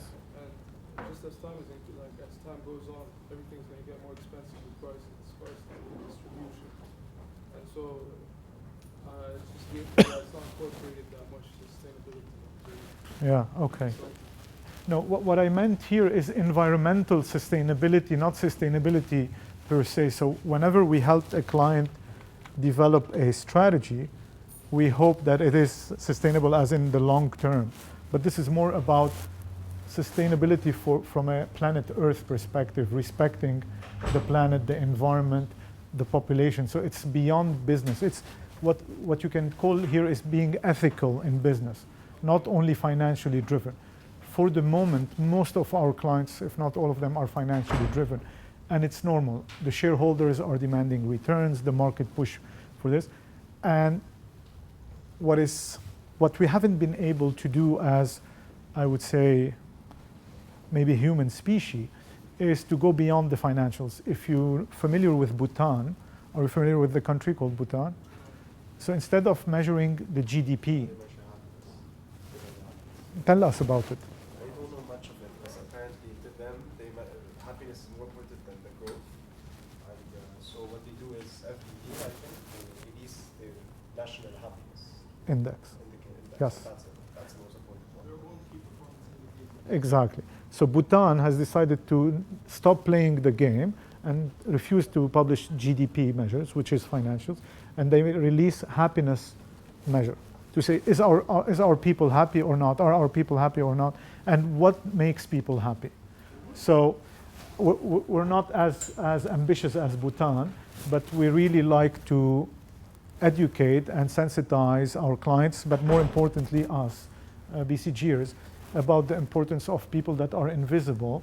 The planet, the environment is invisible to us. The poor people, everybody that is not in a good suit or taking in a hotel or an Uber, they are invisible to us. But in the GCC, they're everywhere around you. I don't know how many of you visited Dubai or Abu Dhabi. Without these people, these cities would not stand. Even here in Lebanon, this country would not stand without all of these people. And I bet you none of you sees them on the street or when you go back home, but they're serving us. And then the waste, we've lived it last summer. I'm sure all of you are very familiar. Lebanon is a total disaster when it comes to waste. And this for us is a global issue. We're attacking the basic fabric of our society, which is human relations. And for all of the others, there are some answers. And we can help you work to design some solutions. But here, I don't think there are solutions besides saying let's stop technology, and it's not a realistic solution. One of the projects in our class is related to waste management. So Omar, who else is there? Marion and What are you doing? Mira, they're doing the project. We're working on providing a waste management solution to the municipality of Tripoli. Okay. Look at the technologies we could implement. Okay. So are you talking about sorting at home or sorting after, or? We're still looking Okay. to decide. Have you reached out to some of the experts? We have in Lebanon now 2 or 3 very engaged experts. Have you talked to them? We're trying to contact known persons, but if you have some names, maybe Yes, yes, the guy that is the most active and vocal. Have you tried حكيتوه? No, we didn't talk to I'll give you his number if you're interested. Give his personal Yeah? number. Yeah, I'll call him. I'll introduce you to him. This is something that is very important for me. But if I can suggest, I have to be active. The biggest problem are these things, and it's very easy to get rid of them. It's very easy to get rid of them. They litter everything. You should see what they do in the sea and in the oceans. They're killing our fish stock.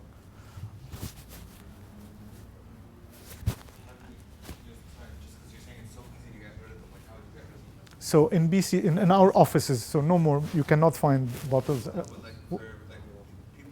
Yeah. Let me tell you, we're always on the move. I come home once or twice a week. So we removed all of these. We have the big bottles, the big things, distributors, and we have glasses, so no plastic glasses. And what we've done also, we've distributed to all of our guys glass bottles. So you go fill it up and you walk around it. But these things are a total disaster. Gourd, what do you call them? The metallic ones? This one, you can get some of these things for water.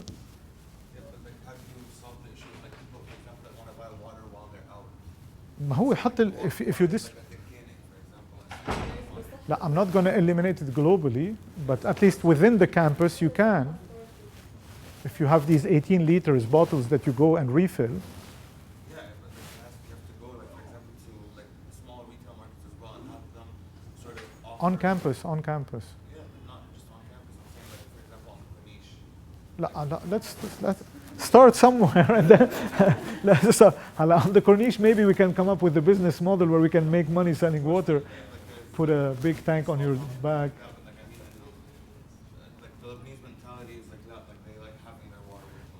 Look, we didn't have this 10 years ago.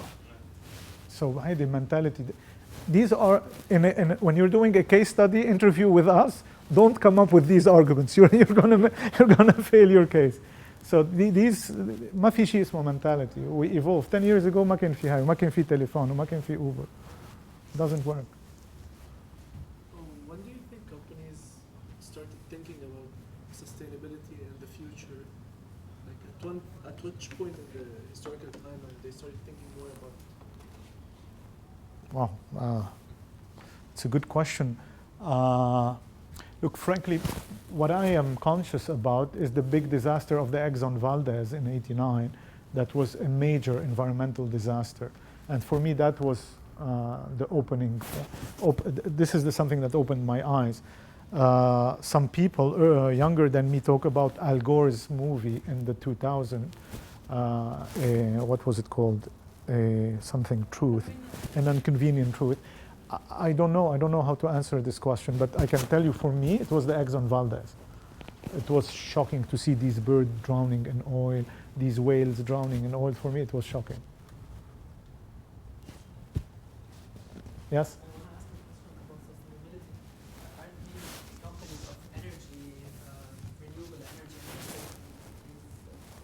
Definitely. So most of them have adopted this once they started realizing the cost.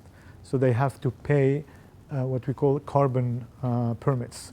So they started becoming more and more sensitive. Even BP, which is British Petroleum, in the mid-2000s started branding itself beyond petroleum, BP, so that they wanted to go beyond petroleum, so they invested in solar energy and wind energy. So as soon as they start realizing that there is a cost or they can make money, they become sensitive. But very few will do it just because they feel they need to do it.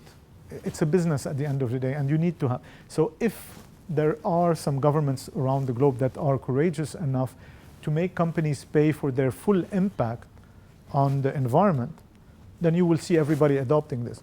But today we use the environment for free. You dump in the rivers, you dump in the sea, you dump in nature, and you don't pay for any of this. But there is a cost for it. There is a great article in The Economist this week about the Mediterranean and the risk that a $150 billion economy around the Mediterranean will be wiped out in the next decades because of this.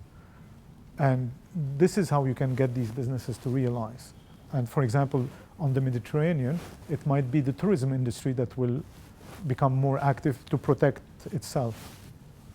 There's a popular, it's not like it's a video that's popular now. It's when people disappear, if humans disappear, how will the planet be in like years? Oh, interesting. Yeah, Can you share it? Yeah, I have it. Please. I can maybe send it to you or something. Perfect. Thanks. Oh, this is interesting. Without humans, how we can thrive. Oh, interesting. Yes? It's not a question actually. Please, can you share with us the slides that you discussed today? Let me ask if it's okay with our IP guys, and if it's okay, I'll do that. But there is nothing mind-boggling here. You Google on the internet, you can find them all, and much, much more than that. Actually, there is, I think, a book called Consultants Framework that has much more than that. But I'll check. I'll give you my card now. Send me an email, and I will reply to you. Usually what we do, we have a PDF, not the PowerPoints. Yeah, but we have a PDF from presentation. I'll ask if we're okay. I will share it. Or if you want to delete some things and just... No, there is nothing proprietary. It's all public information. But BCG is very... Yeah, so let us know. I will. You just send it to me and then... Okay, I'll do share that. it with Perfect, I'll do that. And if I can't, I will let you know, and you'll let them know. And I'll let you know. Okay, any other questions? Yes? You mentioned 3 types of innovations. Yes. You didn't tell us what was the last type. Yeah, I was interrupted, but you're right. It's business model innovation, but your professor mentioned it. So product, services, process, business model. How would you respond to the view that the role of a business in a society is to make profits rather than to move forward with sustainability? Yes. This is the fundamental discussion that I would say happen in a North American, or specifically in a US setting, where you have the right that says businesses should not focus on social, environmental, or any other issue, just make money, and then the economy will take care of itself. And this is a prominent American philosopher, Ayn Rand. I don't know if you're familiar with it. She wrote a very interesting book called The Fountainhead. That has this theory, is that focus on being utilitarian, and then everybody will be better off. And there is the left that says, no, there are some fundamental issues in society that business cannot solve. For example, you are born with some health deficiency. We're not all born equal. Some people get more education than others, and you can see some studies prove that the rich have more access to better education than the poor, even in socialist systems like in the UK or in Canada. You have a virtuous cycle that the rich becomes richer through education and through asset accumulation. So it's a discussion. What is healthy is to continue this discussion, but then you have your own perspective. My perspective, being a product of the Canadian system, is more on, no, the state has a role to play in redistributing assets, because we're not born equal for many reasons, health-wise, IQ-wise, and opportunity-wise. If you're born in a family of billionaires, I will find it very hard that you will have the same opportunity that somebody who is born in a family where the couple makes $300 or $400 a month. I just don't believe this argument. So then, if business wants to only focus on business, then I, as a government, should make them pay for the cost that they are today using for free. And if they are willing to go beyond business, like the French model, the Canadian model, or the German model, then they need to look at all of these things. In the German model, the employees sit on the board of the company. They have a say on how to run a company, even if it's a private company. That's the German model. So they're trying to deal with this side of thing. So, but at the end of the day, it's a personal belief. It's not scientific.